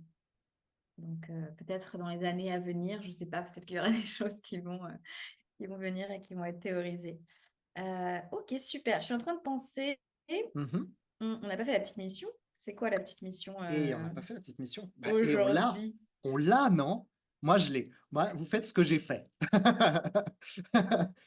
En gros, vous vous entraînez à faire une communication comme Laure l'a expliqué. Si tu peux nous rappeler la structure, Ouais. d'une bonne communication et je pense qu'en fait, essayer de communiquer une petite frustration. Allez pas tout de suite dans des trucs trop Mmh. compliqués, mais rester sur la vaisselle ou sur la méditation ou sur le sur l'aspirateur ou j'en sais rien. Ouais. Peut-être un Mmh. petit truc simple du Mmh quotidien mh. et de le communiquer différemment, d'essayer de communiquer avec, la structure que tu vas nous redonner. Ouais, tout à fait, de commencer, si vous mettez des gros trucs, en plus, ça va pas vous allez peut-être pas y arriver et puis après vous allez vous dire que ça marche pas de toute façon ce truc-là, que ça sert à Ouais. rien. Donc on commence sur des choses à petite échelle. Et pour la structure, donc les 3 piliers, je vous les répète, c'est de commencer par le «je», donc vraiment utiliser «je», Mmh. parler de vous, de vos émotions, donc ce que vous ressentez, heu, par rapport à la situation qui vous gêne et l'empathie qui va être de prendre en compte le, point de vue de l'autre personne et en fait, comme, tu l'as fait Yannick, finalement, il y a pas besoin de s'étendre, hein. Ça peut être de dire, «Ah bah, je comprends bien que pour toi c'est difficile» ou «Je sais que tu as beaucoup de travail en ce moment», ou «Je sais que tu es fatigué quand tu rentres du travail». Voilà, Ouais. rien que ça, une phrase, ça suffit, il y a pas besoin de s'étendre trop. Donc le jeu, l'émotion et l'empathie, les 3 piliers. Donc, on vous invite à faire ça pour cette semaine. Vous pouvez vous entraîner devant votre miroir, hein, si vous voulez. Vous pouvez même nous envoyer un message et nous soumettre un petit peu Ouais, ça serait ce que fun vous allez ça. dire. Ouais, ouais, tout à fait. Avec grand plaisir, on vous lira. Et puis, nous faire aussi des retours, hein, si vous le faites, mais vous allez le faire. Nous dire un petit peu voilà, comment c'était pour vous et si ça a pu vous être aidant, sachant qu'on le répète, c'est normal, les premières fois, ça peut paraître un petit peu bizarre. On ne vous dit pas que ça va forcément fonctionner comme ça d'un coup, c'est aussi dans la répétition. Voilà. Mmh. Puis plus vous allez être à l'aise aussi avec ça, plus ça va être, ça va avoir un impact, un effet. Trop bien. Il y avait plein d'autres choses auxquelles on avait noté, sur cet épisode, Ce mais sera un on en épisode fera 2. voilà, un épisode 2. Juste un petit teaser, on avait pensé à parler des langages de l'amour. Donc si ça vous intéresse, n'hésitez pas à nous dire et aussi de l'attachement et de l'attachement dans le couple. Voilà, donc n'hésitez pas à nouveau à nous faire vos retours là-dessus et puis je pense qu'on est bon pour aujourd'hui. Yannick, est-ce que c'est bon pour toi? Est-ce que c'est bon pour moi? Bah oui, nickel! En vrai, non, super Nickel. épisode, je suis content, je suis vraiment content. J'ai appris des choses, j'ai pu m'entraîner et je pense Yes. que c'est vraiment un sujet qui est extrêmement intéressant, extrêmement important, qu'on n'a pas assez peut-être d'éducation sur comment est-ce qu'en fait on fait fonctionner un couple. Parce que je pense que c'est pas Mmh. quelque chose qui est naturel, c'est pas quelque chose qui est si facile que ça et que beaucoup de gens, ils pensent c'est vite fait de se sentir coupable et nul de pas réussir à Mmh. maintenir un bon couple, alors qu'en fait, à mon avis, une grande partie des problèmes que les couples rencontrent peut être résolue en apprenant, en fait, à être en couple. Il y a des cas qui sont pas là-dedans, qui sont des problèmes, qui demandent un vrai suivi et qui demandent une vraie, aide peut-être plus profonde, mais je pense qu'une grande partie des problèmes que rencontrent les couples peuvent être améliorés en s'éduquant, en apprenant, en s'entraînant sur, comment est-ce qu'en fait on fait fonctionner ce travail d'équipe, ce truc-là, ensemble? Comment est-ce qu'on le construit? Comment est-ce qu'on le cultive et on le maintient et et je pense que c'est un truc que finalement beaucoup de gens se retrouvent à faire parce qu'ils l'apprennent après beaucoup, beaucoup, beaucoup d'erreurs, Mmh. mais que finalement, c'est un truc qu'en fait, on peut peut-être s'éviter pas mal de souffrances si Ouais. on essaie de l'apprendre un petit peu de nous-mêmes. Donc, sujet que je trouve passionnant personnellement, le couple. Ouais, et ben on pourra refaire des épisodes sur le couple avec une autre thématique spécifique. Et en tout cas, pour aujourd'hui, on va vous souhaiter une bonne communication, hein, Une bonne mission. euh, une bonne mission, c'est ça. Et on se retrouve la semaine prochaine pour un nouvel épisode. Donc, pour rappel, les épisodes sortent tous les dimanches. Si vous voulez en louper aucun, pensez à vous abonner sur la Mmh. plateforme d'écoute. Et puis, partagez-le autour de vous, hein, si vous pensez que c'est pertinent, que ça peut aider d'autres personnes. N'hésitez pas. Et voilà, je pense que on est bon pour aujourd'hui. On va vous dire Merci un grand beaucoup. merci, ouais, pour votre écoute. Et puis merci à Yannick aussi pour cet échange. J'aime beaucoup toutes les choses qu'on fait ensemble. Donc, merci à toi, Yannick. Super. Merci beaucoup. Merci à tous. Merci Laure et puis à dimanche prochain. Ciao, À ciao! dimanche, salut!